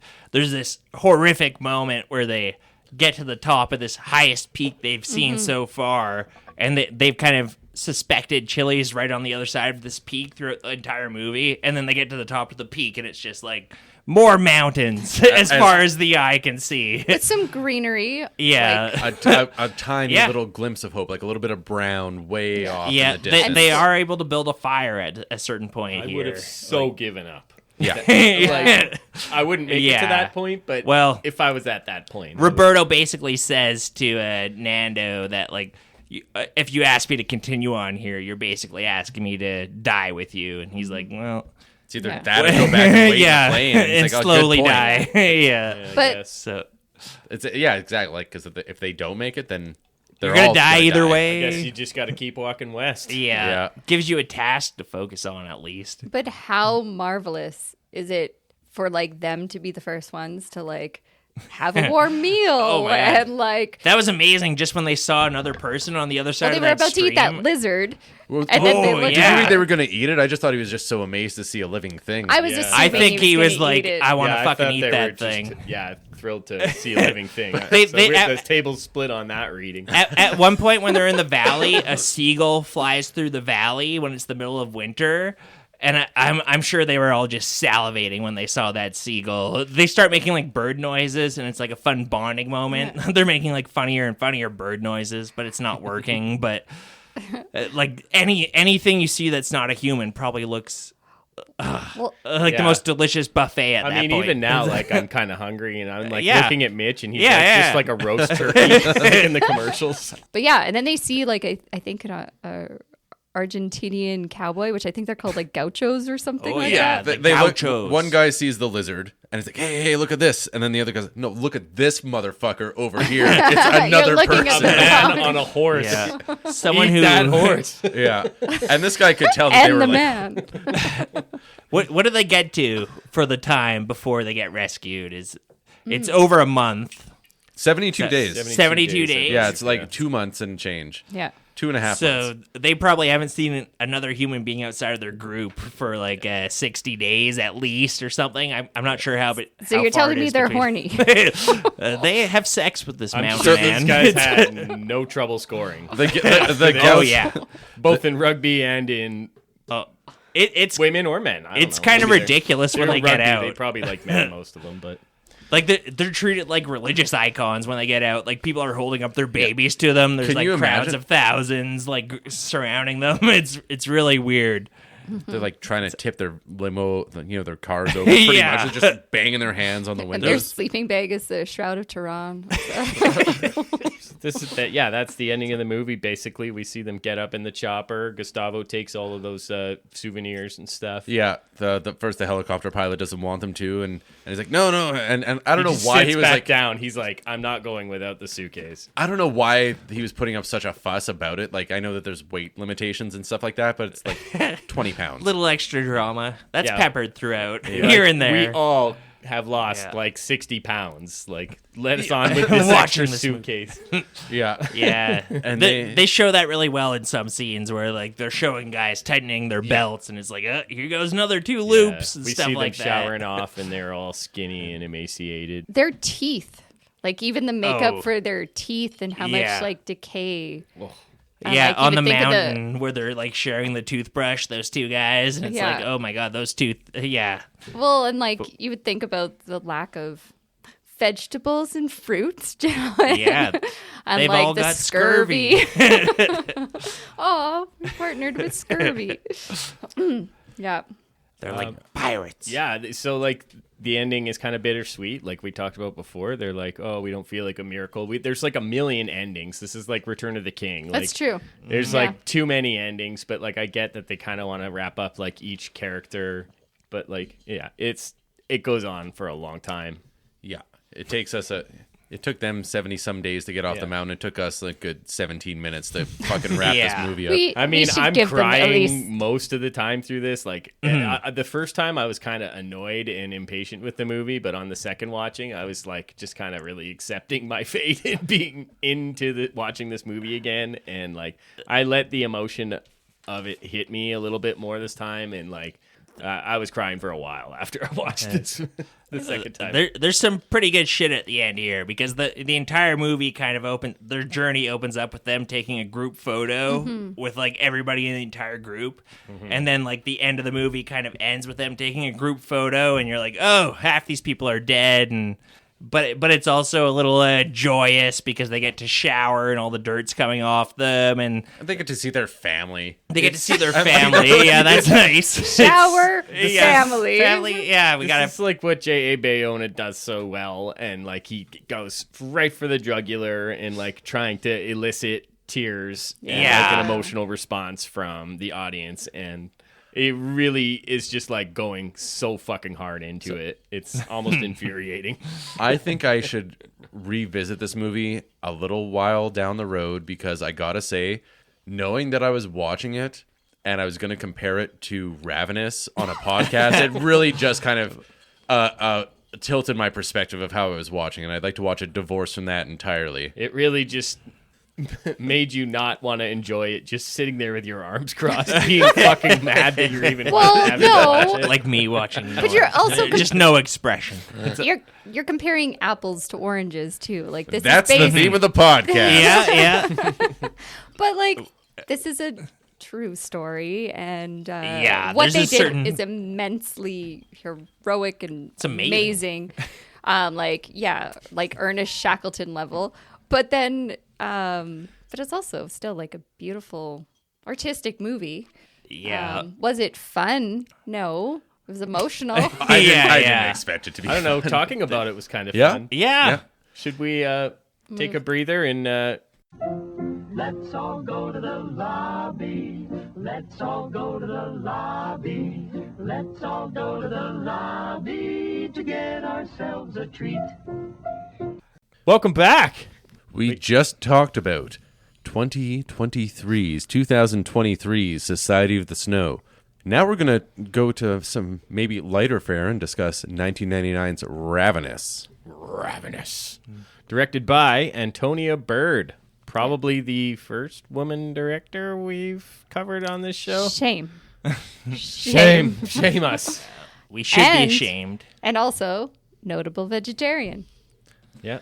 First vegetarian director we've covered on this show for Okay. sure. Because, yeah. I know the- Meathead isn't. I don't know about the rest of them, really, but So is Meathead a cannibal? Some sort of like auto fits. he cannibal? eats his own head. Yeah. It just keeps growing back. I mean, there definitely seems to be Grows some. back dumber and dumber. There's like I thought there was vegetarian themes in this. I don't know. It seemed like it, but I mean, that wasn't my reading, but I could totally see that. Now it's painting the way you like saw the movie, just because of that one little tidbit. fact. no, because there was a lot of things throughout the movie that point to that. I think don't know. It's because a bird directed it, man. I think it had more to do with like Americana and cannibalism rather than, like Paul McCartney and Stella McCartney chiming in about the Yeah, the I think benefits. that's one of the more interesting themes in the movie. It's like made by a British person and mostly like a European cast and crew and everything. And it's like trying to do this like deeply American story, and it's based loosely on like the Alfred Packer Donner story Party. and the Donner Party, which are like American real cannibalism stories. So like these are American myths, but they're true, I guess. So cannibalism is actually something that happens widely throughout the animal kingdom and throughout people. It's been part of our history forever. So, Is it's it? just a thing. Yeah, I just want to normalize it. But no one does it bigger than Americans. American cannibalism, it's the biggest, it's the best. Like the other thing with this movie is the score was done by David Albarn. Damon Albarn, and I think man. John Nyman is the other guy. It's amazing. I've Michael seen his- Nyman. Michael Nyman. Yeah, I've seen his credits on some other stuff, but It's yeah, all like accordion and And electronic. it's and, kind of a comedy movie, and so it's kind of a funny score. Yeah. As things are going throughout, like I don't know, the accordion's kind of a funny instrument, and then it gets into like Yeah. some fun violin at And a it's certain got some, point. a little bit bluegrassy. Banjo. It's jigging the whole way through, pretty a much. Yeah. bit Yeah. era appropriate, like it It takes kinda- place in But whenever the 1800s. but futuristic. Kind of sounds like a British person's idea of what like American Totally. folk Yeah. music sounds like. So- it's like there, but like not quite Yeah. it. It's like, oh, here's a violin and like an accordion thing, but it's clearly comes from an English person's mindset, not Yes. an American's. Totally. And like David Albarn, of course, lead singer of Blur. And then of he's course. also Gorillas. Gorillas. shit. And just phenomenal. Yeah, he played all the instruments along with Nyman there. So. Yeah, but like the two of them, because Nyman's, former relationship with like scoring movies and Albarn's amazingly innovative music techniques. And yeah, it's kind of like an homage to what like more futuristic American kind of like Civil War sounding sound would Yeah, be. it's Super effective. yeah. They tried to use like period appropriate instruments and stuff all over it. Yeah, it's cool, dude. It worked. Very yeah. unique. Right from the like right out the gates with the opening quote. So yeah, the opening quote is he that fights with monsters should look to it that he himself does not become a monster. Friedrich Nietzsche. And then, 2 seconds later, eat me, anonymous. And it like and And then it goes pew. yeah, there's like an arrow with and then a wolf's howl. So like you immediately know like this is a movie that's not taking itself, there's fun. There's definitely a lighthearted element to it. Should have been like eat my shorts, Bart Simpson. The movie starts with a The Guy American Pearce, flag. the American flag. Salute that. Hell yeah. And we're at this large banquet type dinner. There's a bunch of soldiers. They're all seated at this long table. And then people start putting down plates of these gigantic steaks in front of them. And The grossest. I'm the already grossest nauseous. steaks. Yeah. Like Looks these like are, is that short rib or because there's like a bone in the middle, right? yeah, I don't know. To me, it Prime looked rib? like a leg, just like different chunks Or like of a part leg. of a cow's spine. You say that looks gross, man. That sectioned looked cow. delicious to me. Oh but god. all It's- When he looks at it, it's like bubbling with blood and It's not blood. It's I don't know, delicious. juicy, tender. it's beet It's juice. the rarest steak It's they the juice. could ever possibly be. Yeah. It's so rare that it's still alive and pumping blood out onto the plate at an alarming rate. It's rare enough that it's triggering Guy Pearce, a war veteran who For just re- saw a bunch of his Yeah. comrades get blown up and Yeah. stabbed and shot. I mean, who wants to eat that after being on like a bloody battlefield? I would. Steak was the best thing Yeah. you could eat back then. And now, pretty much. I am so fortunate to be born when I am. There's Which is, how old are you, by the way? I was born during the Civil War. it's a pretty good comedy beat because they're giving him the medal for like Medal of Honor for bravery or something, Yeah. and then it's cutting to him during this battle where he just like totally copped out and just laid on the ground and pretended to be dead, and Which he brings up, too. They're like, a medal for what?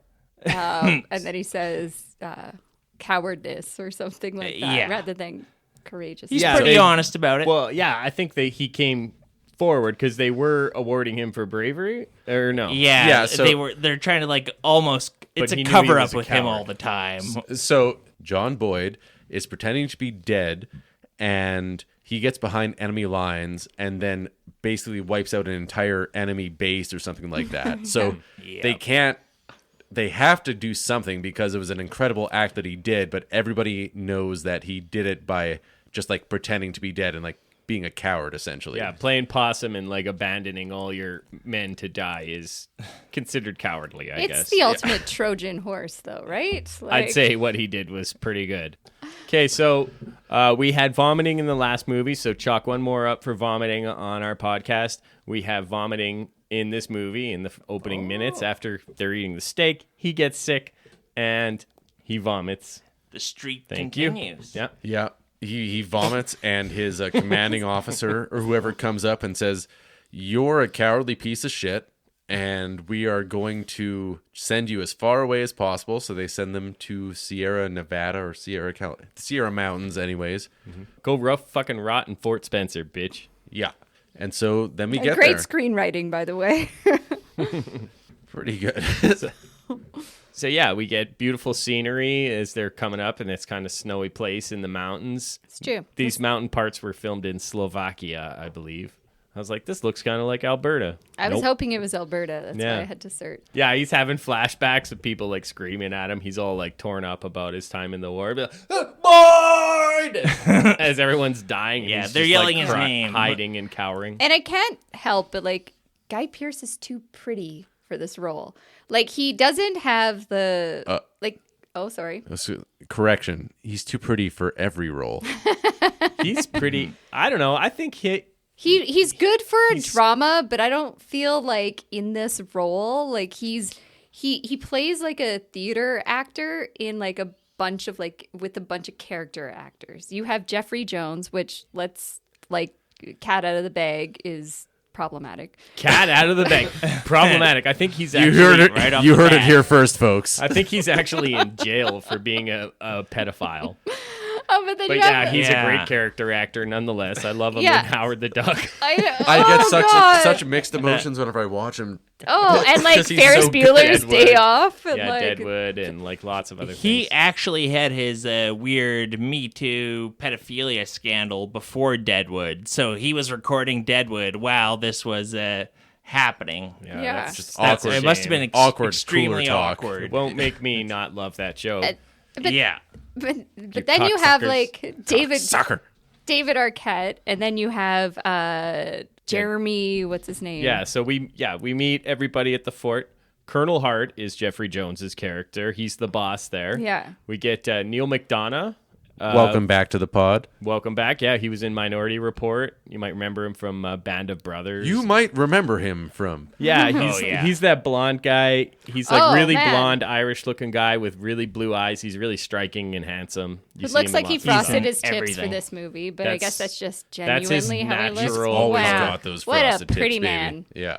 Yeah, he's like he's Private Reich. He's like the aggressive soldier. Which he plays They cut to beautifully. him like they're kind of showing different shots of everybody as you get to know them, and he's just like standing waist deep in a frozen river, just screaming. He's like, ah! He's doing a cold plunge. Yeah. Yeah. It's another good scene where they quickly introduce all the characters and their traits, and Ragtaggy. they show everybody doing their thing, and this guy's the soldier boy of the group. Yeah, David Arquette is Private Cleve. He's Superman in that hoe.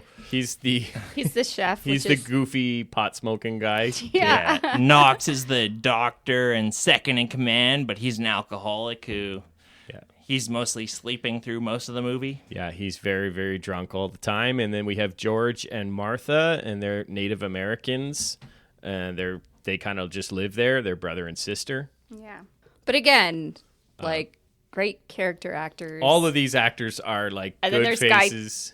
Pearce, who's just this, like, dramatic presence, which actually, in hindsight, he does stick out like a sore thumb, but I think it works. I think he does have good 19th century face. We've seen him in other stuff true. like that. The Time Machine. What else? But He's got high-born features, but also, I could see him being an enlisted man. all these guys look like they would fit in one of those old sepia-toned portraits. They would, but this is almost like if it was a Monty Python sketch. Then he'd be played by Graham Chapman.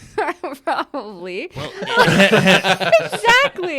you know- yes, the sophisticated actor one. It Now- is a comedy movie overall, I think. It is. It's going for a humorous tone. It works. The other guy in the fort is Jeremy Davies. He plays Toffer. This is an actor. I think he really pops in this movie. He's I fucking love him. great. He's great. He's great in everything I've seen him in. If you've played God of War on PlayStation 4, he played Baldur, the main villain of the game. Oh. He's fucking amazing in that. He's in Solaris, Dogville, Saving Private Ryan. I think he's like handsome, but like he has these really dark eyes and kind of like a protruding brow, and like he's just And he's a puppy incredible. dog. Though Yeah. you care about him. You instantly care Yeah. about him. Which one is He he was in the movie? Like, kind of Toffler. like, what's his kind of Tough. role? He's like the He's the religious guy. religious He's dude. okay. He's the drunk. Yeah. Yeah. He No. writes hymns. Yeah, Werner that's a Herzog doctor. said he was one of the best actors he's ever worked with. This guy's a significant talent. He's one of the best of his generation. He's And I'm the like, Tim why don't we Quiet see guy. more of him? He bleeds empathy on like film, and Yeah. and then, hence, what happens later with him is so heartbreaking. Yeah, bitch. he's like the pipsqueak. He doesn't. Yeah.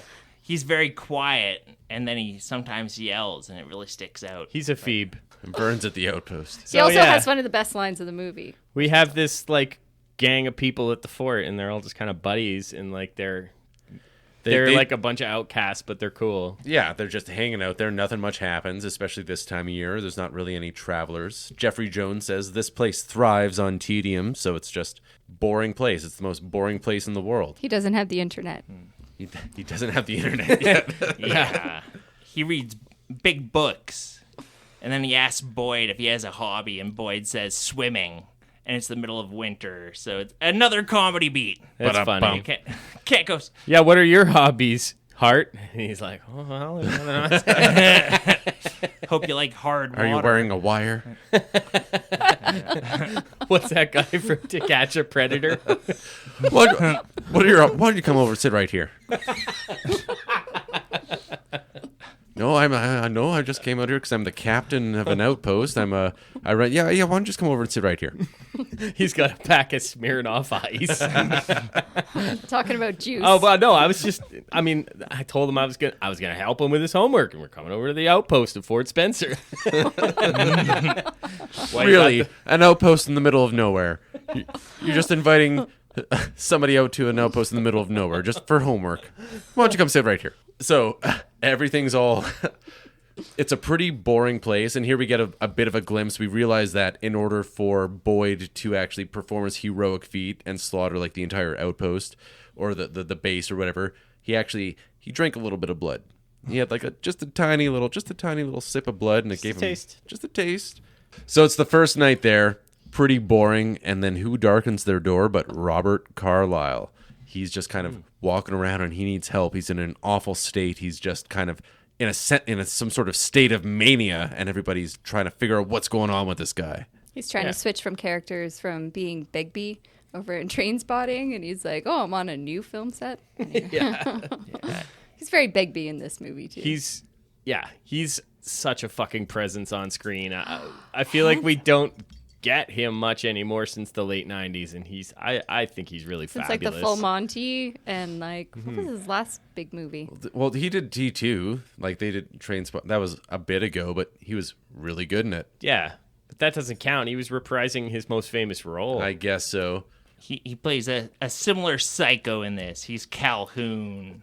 But Yeah, Colhoun. we get different versions of him because we get him as Calhoun when he first like comes, and he's like this trapper and as we go. Yeah, they're go helping on. him out. He's frostbitten, he's cold, and he needs help. They're like, no food for 3 months, and he says, I said there was no food, not that there is nothing to eat. I suppose I owe you gentlemen a story. He gets an amazing monologue where he just gets to describe how he gets to... And there's no flashbacks, which you're just hearing from like one perspective. Like it's not... Yeah. He's looking into the fire. The entire group's gathered around him, and he's talking about the slow process toward eating human beings. And You say slow, so it's like a veritable Noah's Ark that goes into this cave. They're setting out somewhere, and they kind of get beset upon by this storm, so they need to go shelter in a cave somewhere. And I was counting. He's like, they ate their oxen. I counted at least 2 oxen. They had 4 horses and a dog. And that lasted 6 people a month. That's what I thought. I wrote that that's exact... so much. Like That's tons of They're food. pigs. that's if you have a winter's cow, that's worth like a of full food. deep freeze. Like a single oxen should be like enough. My mom gets like, sometimes she'll get like a quarter of a bison, and that lasts her throughout winter. Yeah, but But they're in a cave. They're eating other stuff too. Yeah. Yeah, it Still. seems a I think little they just jumped to gluttonous, if cannibalism you ask a me. little quickly. Also, he's not telling the fucking truth, as we'll find out later. Yeah, but like, when did he feel desperate enough to start eating? He's human me if he's in a crashing plane. As soon as they're stuck in a cave, he just immediately resorts to cannibalism. flesh? He's you, hey? That's But- me. Can I please? Does anybody want to switch seats? Survivor. Yes, but that did seem like really quickly for them to go through. It's like all of that. I guess the story's probably pretty much all bullshit, but like it's like the story that Tim Roth has to memorize in Reservoir Dogs, where it has all these details.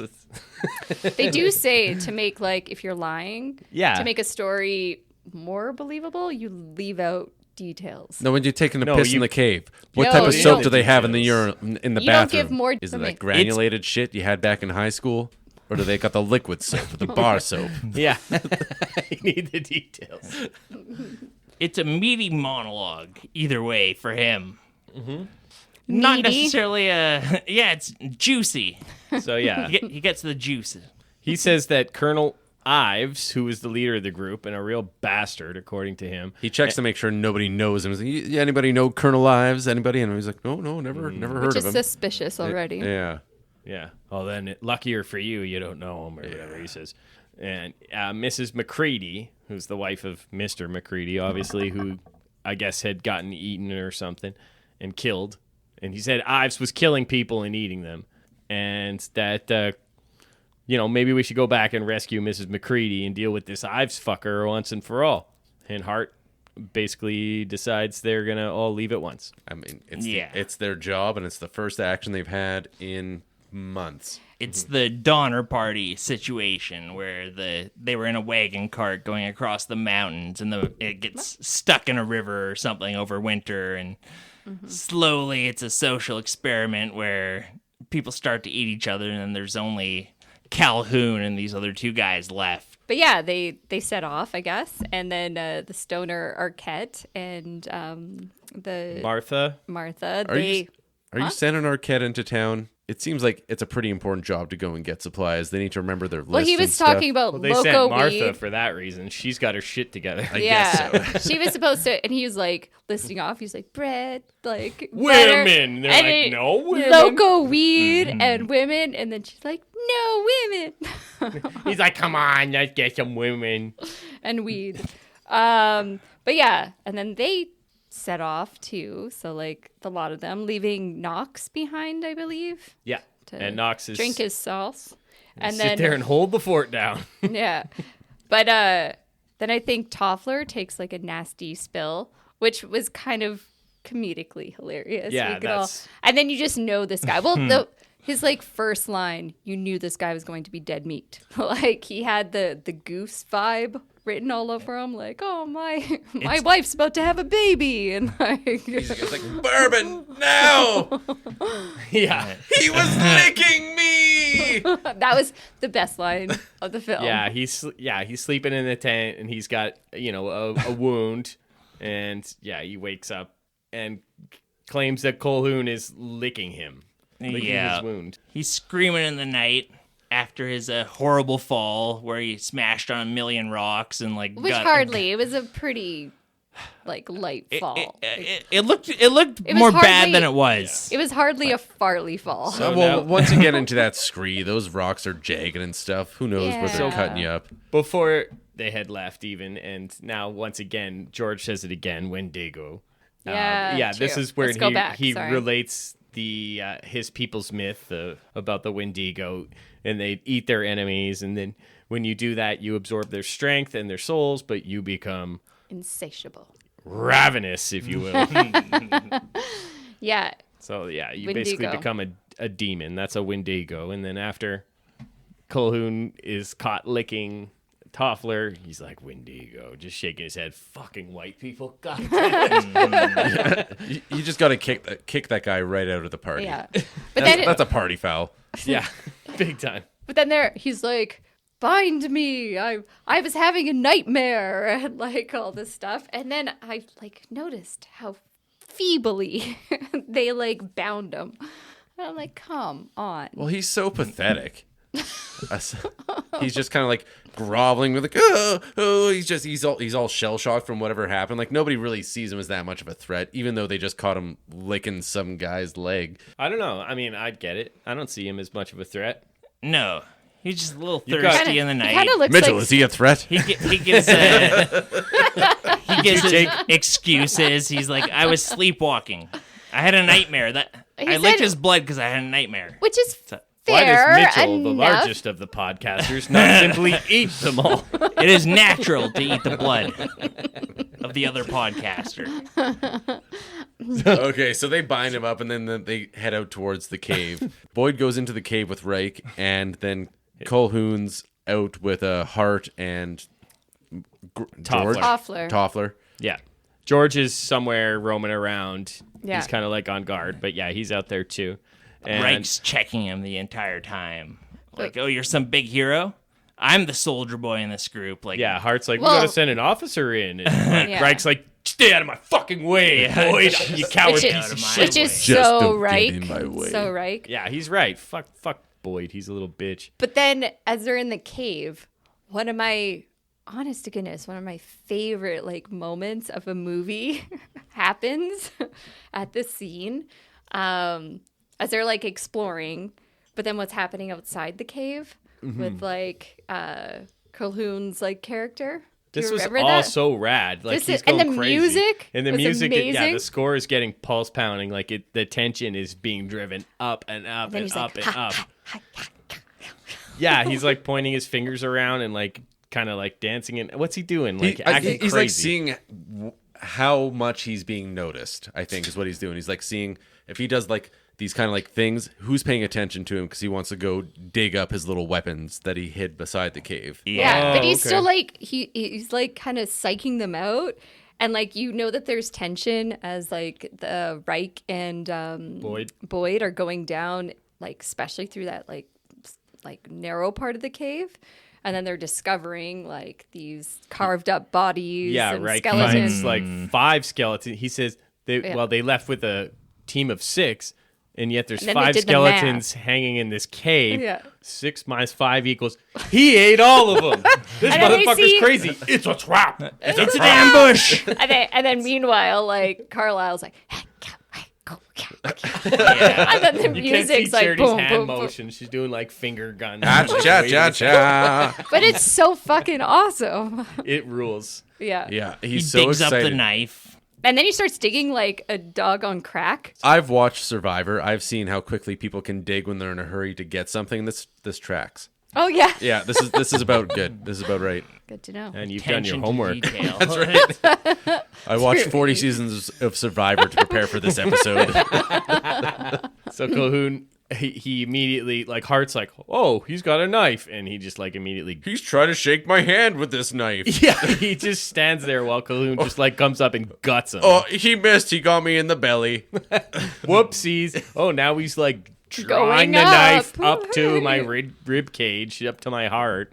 Yeah, so he's quickly dispatched. George is kind of onto him. He's kind of... Okay. Yeah, George is up on the ridge, and he sees Hart getting stabbed. So he grabs his tomahawk and throws it, and Colquhoun just kind of uses Hart as a human shield, and Hart gets the fucking tomahawk in the back. Pretty sweet.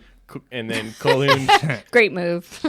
Yeah, Colquhoun turns and shoots George with Hart's gun. George just like drops off the ridge and falls Yeah, down to his that's death. That sucks. But then Toffler, like little old Toffler, starts scurrying up. Toffler's holding a gun this whole time, isn't he? Yeah, but he doesn't need a gun. I don't know. Toffler, wasn't he holding a gun? He was I think scared. they all had It's 'Cause he guns. was like 30 creeping him out. seconds. Yeah. This guy's killing everybody. You can't fire a shot. Because again, he was going. If somebody was going like this, Yeah. You wouldn't I'm shoot sorry, that guy. I'm mesmerized. I don't know. If I had a gun right now, I'll shoot you. I mean, Toffler fell off a mountain for no reason. Like he's kind of He's a little clumsy. he's the Phoebe. Every man. character in the movie that has been introduced dies in like 30 seconds. It's in true. The scene.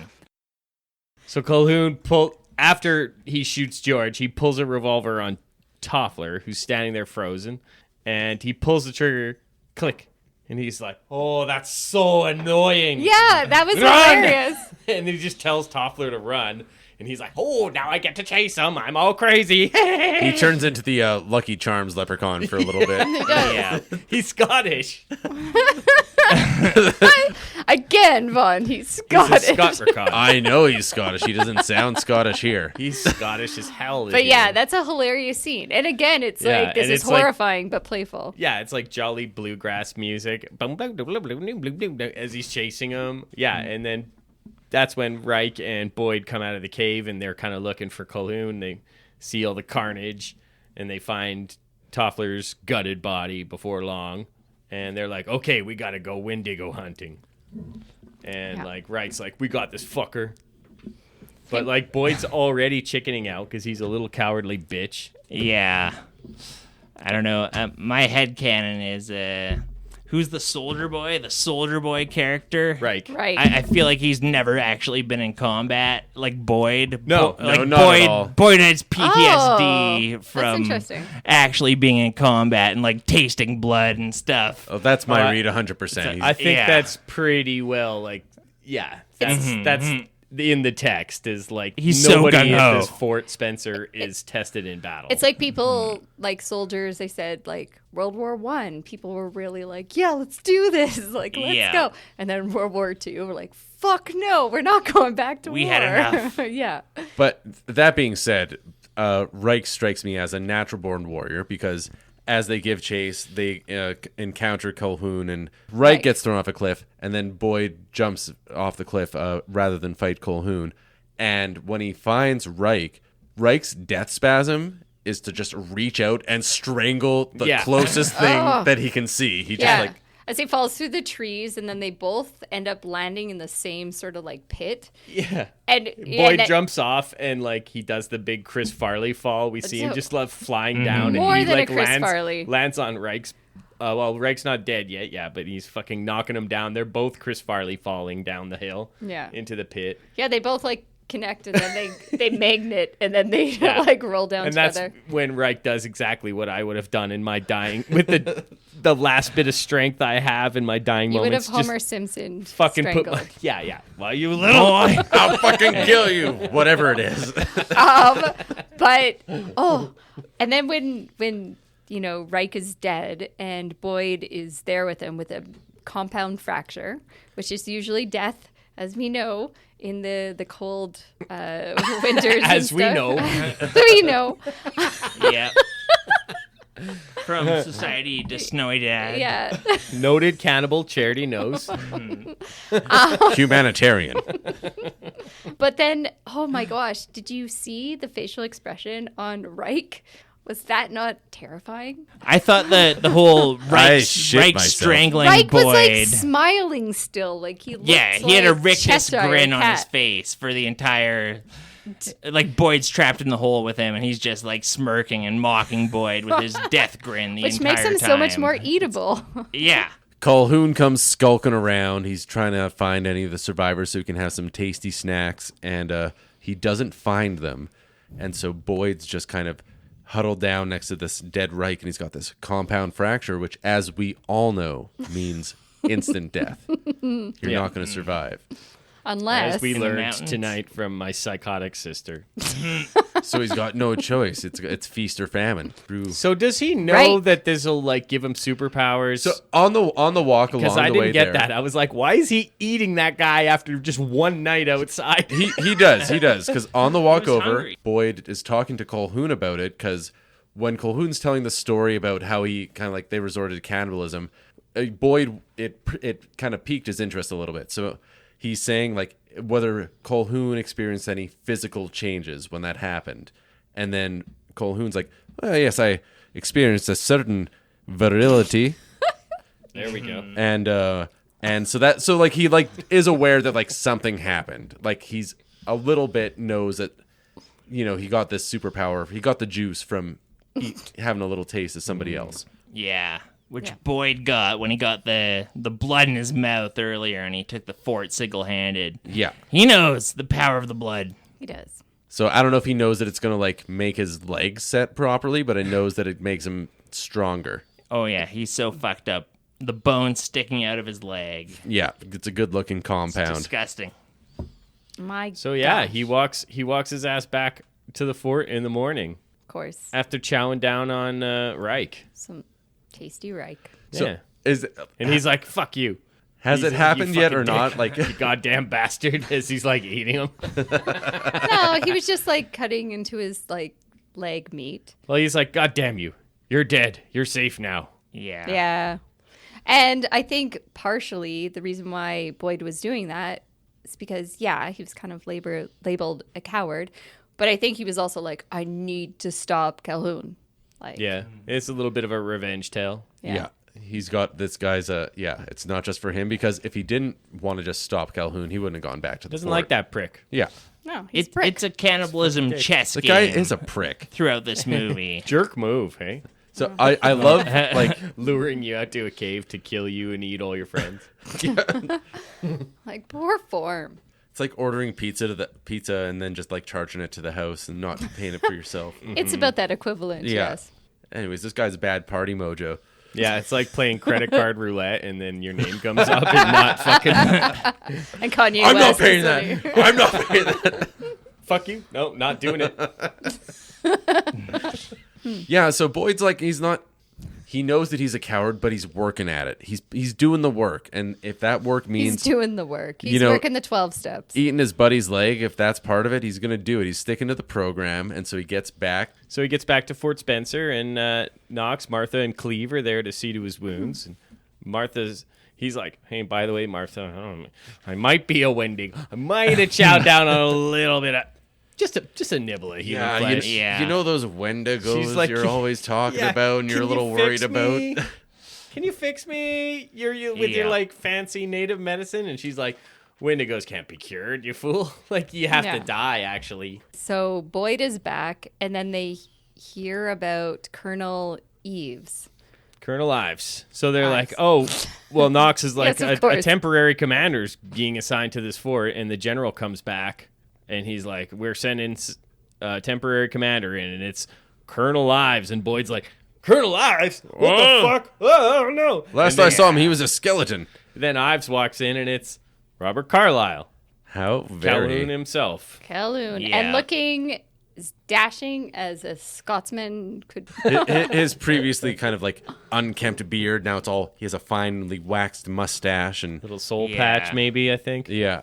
Colonel Ives was one of the names that Calhoun gave earlier when they went to the cave. He's like, Colonel Ives was the real bastard soldier who he started the whole cannibalism thing. It turns out that part he was telling the truth about. But he was. Colonel Ives is the Ives. murderous cannibal. Yeah. Yeah, and so Boyd is not too enthusiastic about this his new boss. He's a Yeah. little tepid. Yeah. So, and like, obviously, Martha and Cleve weren't there. They were away to town to get supplies, but Knox was there. And he's like, Knox, you saw Calhoun come in here, and it's Ives. It's the same fucking psycho guy that I shot in the shoulder. And Knox is like, oh, I don't know if I remember. Like, Knox was blackout drunk. I'm such a drunk. Yeah. So they're No, like, he said he was sick. I'm He was like, I was ill. Yeah, and so nobody so believes. very, very drunk. Yeah, that's typical of like Almost alcoholics. So speaking from firsthand experience, to be like, oh, I was sick or whatever. Yeah. Yeah. As I recall, he did have a beard. Yeah. Yeah, that's what he says. He had a face. They're like, well, you say you shot him in the shoulder. Well, let's take a look at his shoulders. And we get this scene where he's like, oh, Ives, would you humor me for a minute and just show us your shoulder, remove your shirt? And he just slowly removes it, and there's no bullet wound there. Oh, and the other one, too, please. And you see the other one? No bullet wound. We all saw him get shot. How the fuck is he all better? Something's amiss. Right. They're like, okay, Boyd, you're fucking psycho. Just he's your boss now. Anyways, see ya. We'll be back in a couple weeks or however long. You know, he goes away for a little bit, and so it's just Boyd left there with this guy that he knows is a cannibalistic murderer, just that total psycho. At this point in Am I the movie, jumping? there's still a take that I think he's just A little bit. a crazy, like Boyd doesn't know what the hell's going on. Like there's an interpretation that Colonel Ives is actually just Colonel Ives, and you don't know the Wendigo curse can totally heal a guy. You kind of suspect, but Yeah, like, is Boyd just crazy? Because, yeah, this is where we get, like, a fantasy scene where Boyd's, like, watching Right. Cleve, David Arquette's character. He's, like, chopping wood or something outside, and he's like, wouldn't it be great if I just, like, hit him in the back of the head with a 2x4 and ripped his guts open and started eating Can we them? also, when we're talking about As a viewer, I know that this guy's up to no good because earlier there's a straight up shot of him just like eating somebody's like stomach out, and like they show him just chowing down on some guy's guts. So I know that this guy is still out and about, and he looks like Robert Carlyle to me with a fine mustache. So I know that he's a sinister villain. Well, Yeah. we know, but we're waiting for the other shoe to drop. There was no kind of like flipped illusion. It's not Memento, also with Guy Pearce. Like, We're doubting it for a minute, and then basically Boyd's like, I know you're a fucking killer. And yeah, he confronts Ives in, like, the courtyard at night, and Ives is like, oh, yeah, you're right. I used to have... Can you do the accent? yeah, He's like, the I used to Scottish have one. tuberculosis and depression and headaches I until lo- a native told me a story about the, how you can get strength from eating your enemies, and I just had to try. I love the way he went to like seriously life-threatening things, and he's like, depression, suicide ideations or something, or manifestations, and we're like, I'm just going to read off the list of things that could happen to you if you take this pharmaceutical drug. yeah, anal leakage. Depression, anal leakage, cannibalism, Erectile dysfunction. Look at my rock hard cock. high fiber, fibromyalgia. I haven't had solid poops like this in years. it's a cure-all. It does it all. I gotta say, like, I'm sitting there, like, watching this last night, and I had, like, a migraine kicking in, and I was like, fuck, I wish I had this stuff. Like, my back hurts. Man flesh. Sounds great. Well, it's snake oil, Luke. It's snake oil. It's man oil. Existential dread. And he's like, well, why do you resist it? Have a taste. Have a taste. Why don't you have a Eat the taste? man. And What did you have a taste? Boyd's like, because it's wrong. And he's like, morality, the last bastion of a coward. Yeah. They've got this cannibalism chess game going throughout the entire thing where Boyd has already tasted the flesh of man, and he knows it gives a person vitality and all that other stuff. But he doesn't want to succumb, so when they're having these conversations, Boyd will be like, only when it's absolutely necessary will I taste a man. So this whole like film, really boiling it down, rather than being like the campy camp in which it actually is, but it is about like virality, vitality versus morality. You know. Or is it about colonialism? Colonialism It was is. my read.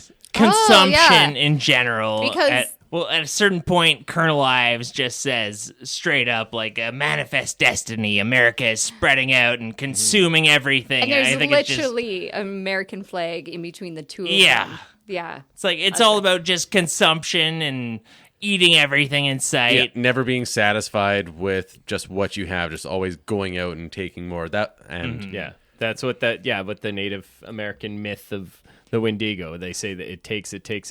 Yeah. And it always wants more. Bingo. Yeah.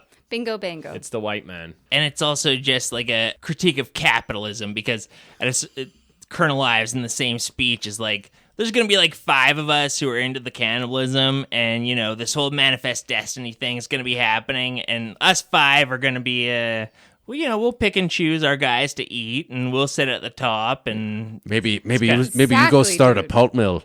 yeah. I'll go start an iron mine. We'll be capitalists. We're self-determining now. We're selling Amway. Once you get it on the ground floor, oh boy, we're going to make money. It's not Yeah. a pyramid. It's actually multi-levels of marketing. It's a reverse funnel, flipped upside down. Relatable. Yeah, it's like the pyramid scheme of cannibalism. Yeah. We will be the first cannibals, so we'll be the strongest. I messaged all my old friends from high school on Facebook about it. I haven't I talked to told- them in years. I said, hey, how are you doing? I'm reaching out because I remember you being very strong and intelligent. I have a very interesting opportunity for you. What if I said that you could have unlimited wealth development opportunities? And live forever. And work from home. What if I said that you could just zoom in and still be wearing your pajama pants? You'd have to put on a nice shirt, but you could still be wearing your pajama pants. I'm in. Appealing to me. Very appealing. And then they also mention like cannibalism, being a cannibal gets lonely. So where are your friends? Fair enough. Yeah, it's lonely on top.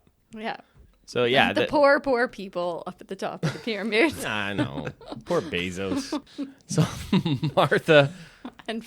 Martha finds all the horses are dead, and it's like she's looking around and like blood's dripping on her face, and she looks up in horror, and we see Cleves up at the top of the stairs. He's dead too, like his guts are ripped open.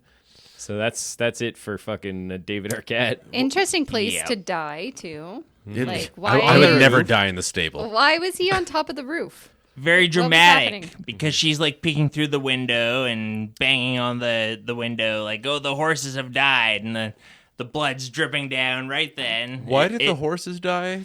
Was it to make sure that nobody else like got out and sent out word? It looked like or- the horses were eaten.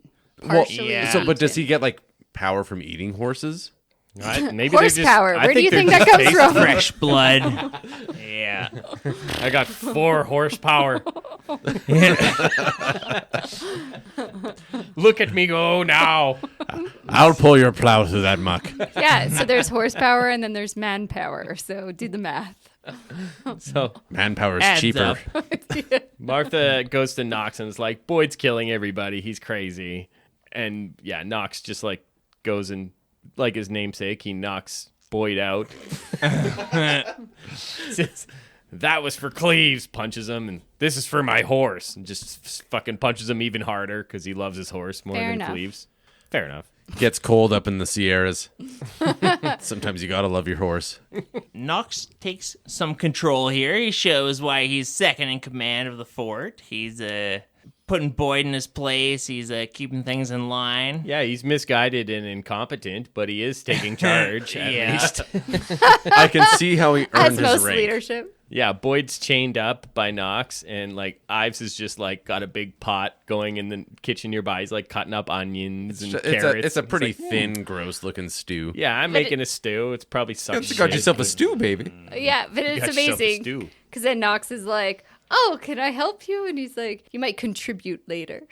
Yeah. You might even say we're about to eat Knox and have him for dinner. I got Wait, it. scratch that last part.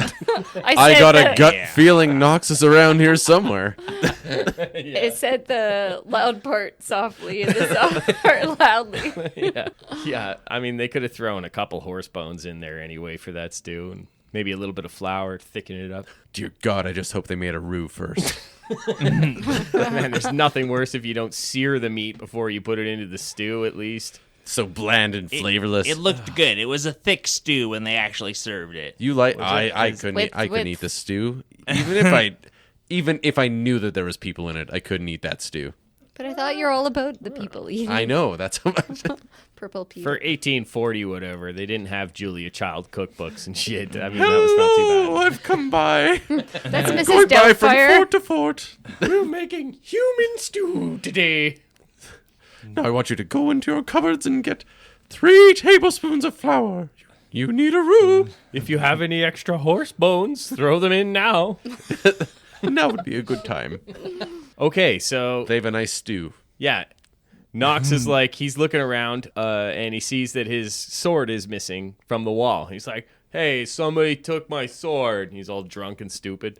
And Boyd, have you been shooting your stupid internet videos again, trying to look all cool with my sword? doing lightsaber boy videos? That's exactly what I was thinking.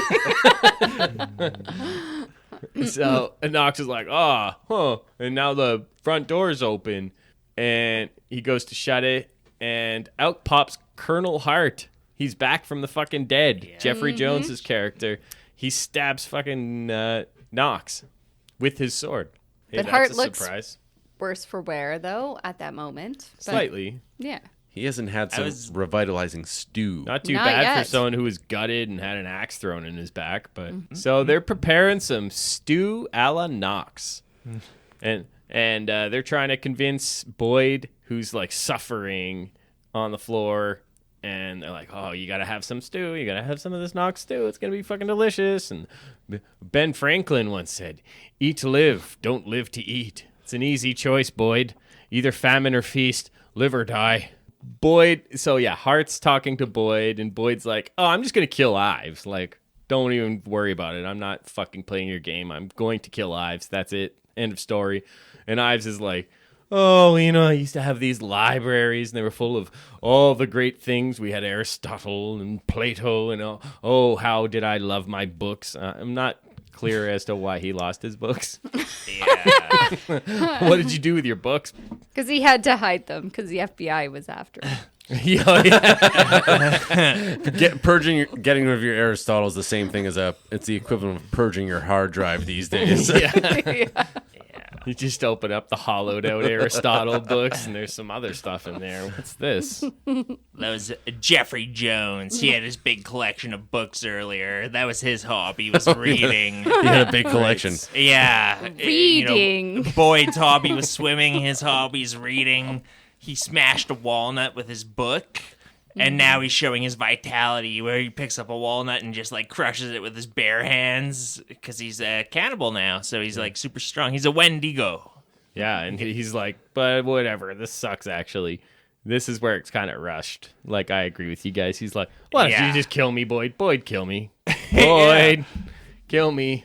Super fast heel turn, baby turn where he's like, "You have to do it, Boyd. You have to kill people and eat them. You must kill. We must kill." And then he's like, "I'm tired of killing. Stab me, Boyd. Just promise me you'll stab Yeah, me and Boyd, in my like, heart." no hesitation, just, like, slits his throat. Right in front of the window, Yeah. too. Big Like, fountain of blood. What Yeah, it's awesome. and What it's is this showing. knife like, he's got? Like, it looks like is it a letter opener? Well, I think it's a letter opener. It looks like some sort of sigh. It's the Ninja Turtle sai, the Raphael I made a sai. couple Ninja Like, Turtle Yeah. notes. It's a dagger, but later. yeah, it's They had like a fight. It has the two pointy things, like a Raphael weapon. Yeah, it's like the saber, Raphael, like Yeah. Ninja Turtles. I was Those are like, called- did that exist? Those are back called then? sai, like he said. Hart ate some pizza Sorry, with an ladies. We have a anchovy. lot on of it. ninjas listening to our podcast, and we don't want to offend them or get their letters. Out of our entire fan base, the ninjas are the people we want to offend the least because Yeah. They've got They'll kill us. sides. They're probably here right now. How could they possibly break into this, like, This The top fortress, cracked studio. fortress the treehouse where we record high and low podcasts. Yeah. with like couch cushions? If they're girl ninjas, they're like, oh, it says no girls allowed. You can't come in there. Well, we Yeah. obviously know that's not true. the state of the studio is stable for today, but that doesn't mean that you shouldn't rate, review, and subscribe to this podcast to keep it from collapsing in on us at any moment. And maybe I'm a ninja. And maybe Charity's a ninja. Nanja. So yeah, his heart's blood is just spurting out from his neck all over the window right as Ives is walking up, and he's like, oh, looks like... I don't remember that window being covered in blood before. Yeah. Maybe something's going on up there. He seems upset that Yeah. one of his fellow cannibals are suffering a fate. He's slightly upset, but more so he's like, all right, I'm fucking crazy. Yeah. Let's show down with Boyd. The game it's is time for on. the fucking showdown. It's a minor setback for him. Yeah, he's having a great old time running around this camp, ringing bells. He's like hiding in the shadows, and Boyd's trying to track him down. They do a really good job kind of whenever Ives or Colquhoun is kind of like doing his crazy running around cannibal thing, they'll do lots of kind of subliminal camera shots where they'll just kind of show a frame of him moving, like just like his face, and then go to something else. It was pretty cool. So, yeah, we're having the final showdown. It's a fucking brutal knockdown, drag-out fight. Like, they're stabbing each other with pitchforks. Boyd hits Ives in the arm with an axe at one point and then smashes him in the face with a log. Yeah, Boyd gets stabbed in the back with the dagger. Yeah, the sigh. And then, like, the It's a stables- sigh. It's not actually a sigh. It's a fucking dagger. The sigh is like 3 points. This thing is a blade with 2 points on the sides of it. Anyway, Okay, whatever. so the Part of his stables- clever plan. Yeah. So the stable falls in. It collapses on Ives. Ives. Yeah, finally, they're still fighting. Ives comes out and he tackles him onto a big bear trap. And they're like, he's laying on top of them. And they're just like both being crushed by this trap. Why is there a gigantic armed It bear is trap fucking like in the middle of T-Rex. their stable? It's just, What is this to catch? But It is massive. Even Predators. for like a bear trap. Like, we're going to catch a fucking predator out here. You We're gonna take a catch bite of this Jeffrey human meat. Jones. This will turn you into a sexual tyrannosaur. Jeffrey Jones is like, he's fucking huge I wanna be too. a So maybe sexual it is to catch Jeffrey Jones. So it is weird that there's a gigantic bear trap there, and that's ready to go. Maybe he set it up. We didn't see that. Yeah, it must be for a bear. But Just- seriously, just- still for a bear. Yeah, like after closes up, Ives, face to face, and Ives is like, "That was really sneaky. But it's If kind you of die first, I'm definitely going to eat you. The question is, if I die, what are you gonna do? Bon appetit." But he chooses to die. yeah. Martha comes up. She's looking through and she sees him. Earlier, she had the talk with him where she's like, nothing can stop the Wendigo. The only way that it can be stopped is if it chooses to die or whatever. And so, kind of plays into that conversation they had earlier. She just kind of peeks into the barn and sees them dead on top of each other, and she's like, fucking wife. yeah. I don't want As anything it to do should with that. be. Don't care. Moving Yeah. on. I'm out. I knew this guy was trouble. Yeah. Some What? other folks are gonna show up at the fort, and they're gonna be my bosses, and fuck the like. Yeah. Whatever, one dumbass for another. Yeah. And so the general comes back and he's like, "What happened here?" And he sees the stew like boiling over the fire. He's like, "This looks not bad." And he has a taste of the Knox stew. Dun dun Yeah. dun. But also the way Ives and Boyd, the way they die together is kind of poetic and sweet. It's a Yeah. very nice. It's a nice, touching send off. Gay. They're cuddling. Basically. They're both like- they're on top of each other. You know, spooning. who's going to die first? Well, they're like a yin and yang, right? They're Yeah. like one. One is just the full on loves eating people having a great time in the party, and the other guy just doesn't want to be no part of that. Yeah. Even though That's what he yin and doesn't yang feel means, right? courageous, he died kind of the most ultimate courageous death. It's that is his arc. He's redeemed himself of any cowardice because Yeah. he killed himself to stop Ives from his reign of terror. He stopped himself from harming others, and he stopped a serial killer, full-on serial killer, from spreading anymore. What movie did you like better? What snow cannibalism movie really took a bite out of your heart? So I would choose Ravenous. When I watched The Side of the Snow, it didn't floor me that much, but talking about it gave me a new appreciation for it. More than anything in the movie, like it's a dour tale. I wasn't really in for it, but I do appreciate that man versus nature style of movie, and mountains are near and dear to me. So the fact that the main opponent in this particular man versus nature movie was a mountain worked a lot for me. Respect the mountains, respect the rocks.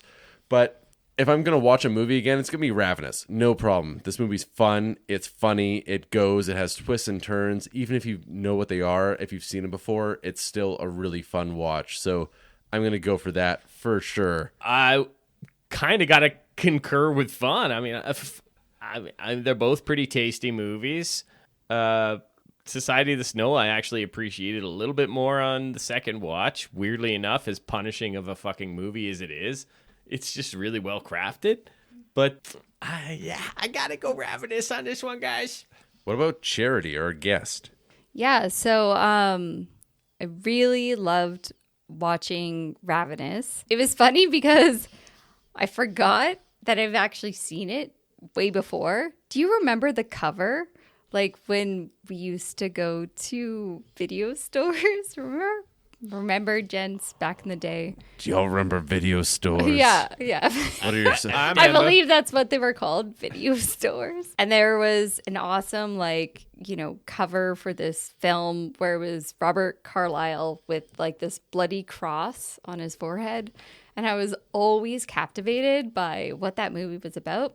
And I can't remember when I actually watched this film, but rewatching it, I was like, oh, yeah. I've seen this stuff before, and it was great. However, it was heart-wrenching and emotionally charged and beautifully depicted with the Society of the Snow. Society of the Snow was, yeah. Yeah. But I enjoyed both movies. It was more relaxing to watch Ravenous in a strange way because you knew that there were real people involved with the Society film and with what happened with the 1970. I am talking to you. No, it's a downer. Like Society of the Snow, it's a bit of a downer. It's a lot of a downer. It's a downer. And Ravenous is fun. So Ravenous, by the way, is on Disney Plus. Yeah. You can stream it there on Disney Plus. But also, I do want to highlight how amazing that film was as well. But to have a better time, I tried to watch both films in one night, and I needed to take a breather. I watched 10 minutes of Ravenous after watching Society of the Snow, and I was like, yeah. I need to go eat some broccoli, and I need to just chill out and not watch the second film. So, but still Ravenous, funner time. One last thought on that. I mean, it's silly to compare these two movies. One is... It is. What are you guys doing? Why am I invited to this one? One of these is a comedy movie, basically, with some commentary on manifest destiny and consumerism and even the ethics of eating meat in general. And the other is just like an extreme wilderness survival movie, almost in the vein of The Revenant or The Edge. Yeah, I like the Society de la Snowdad. I think that's the one that I give Wrong. I'm going to give my vote to that. What did you like? Society de Snowy Dad, and from a... Society Snowy Dad was that one we covered back a few weeks ago. You're the man. From Uruguay. Yeah. Snowy Dad. Charlie boy! Uruguay. Yeah, my vote's going for that one. Society of the Snow? Yeah. Oh, wow. Actually, this is my second time watching Ravenous, and I do think I actually enjoyed it even more this time. It was a part of the Snow Western collection on Criterion when that came out, a year ago or so. But I picked up a lot more on the humor this time of it, and it did make me laugh. Just a lot of the cuts and stuff were really funny in it, but... Maybe you'll pick up on some more of the humor in Society of the Snow on second watch. I mean... I think it earns its Oscar noms for the makeup and everything. Did you say noms? Noms. Nom. That's in the biz, we call it that. Yeah. No, for sure, good movie. There's some things that rub me the wrong way about it, but good movie. I'd say damn fine films, both of them. Yeah. Honestly. But yeah, society, though, it is a tribute to the people who went through it and Yeah. the people who passed. And you got to respect that. And it was very well done. Yeah, it's a pretty good gut punch every time the victims' names appear on screen. They highlight everyone who died in it. And It doesn't really sensationalize it. It doesn't play it for cheap thrills or anything. It really does seem like a very sensitive approach and kind of Yeah. like a telling of the story. Well, next week we're going to visit the world of female assassins when we take a gander at the classic Japanese movie Lady Snowblood, inspiration for Kill Bill and all that kind of stuff. My favorite movie. And the second greatest female assassin movie, Elektra, 2005, with Jennifer Garner. The sequel to Daredevil is kind of semi-sequel that nobody wanted, nobody requested. Doesn't she I also... hate you for picking that movie. She has. I've never seen that movie, and She, Me either. that was a nice streak. but she also has, like, the Michelangelo... Yeah, They're she's Psy. a They're Psy called Psy. master. She's I a hope there's ninja. puke in one of these movies because we got to keep Oh, yeah, that there streak better going, be. too. There'll be puke one way or the other. I promise you that. Well, a big thank you to Charity Slobod for coming out and recording this with us. So happy to have you. Hope you had Yeah. a good time. You can find her nowhere. I'm online. If you search deep. Do you have anything to plug, Charity? Other than my own holes. God damn it. I'm sorry I asked. Until next time, when we all plug our own holes and cover Lady Snowblood and Elektra, thank you for listening to High and Low. I'm Vaughn. I'm Mitchell. I'm Luke. I'm Charity. Smell you later. Bye.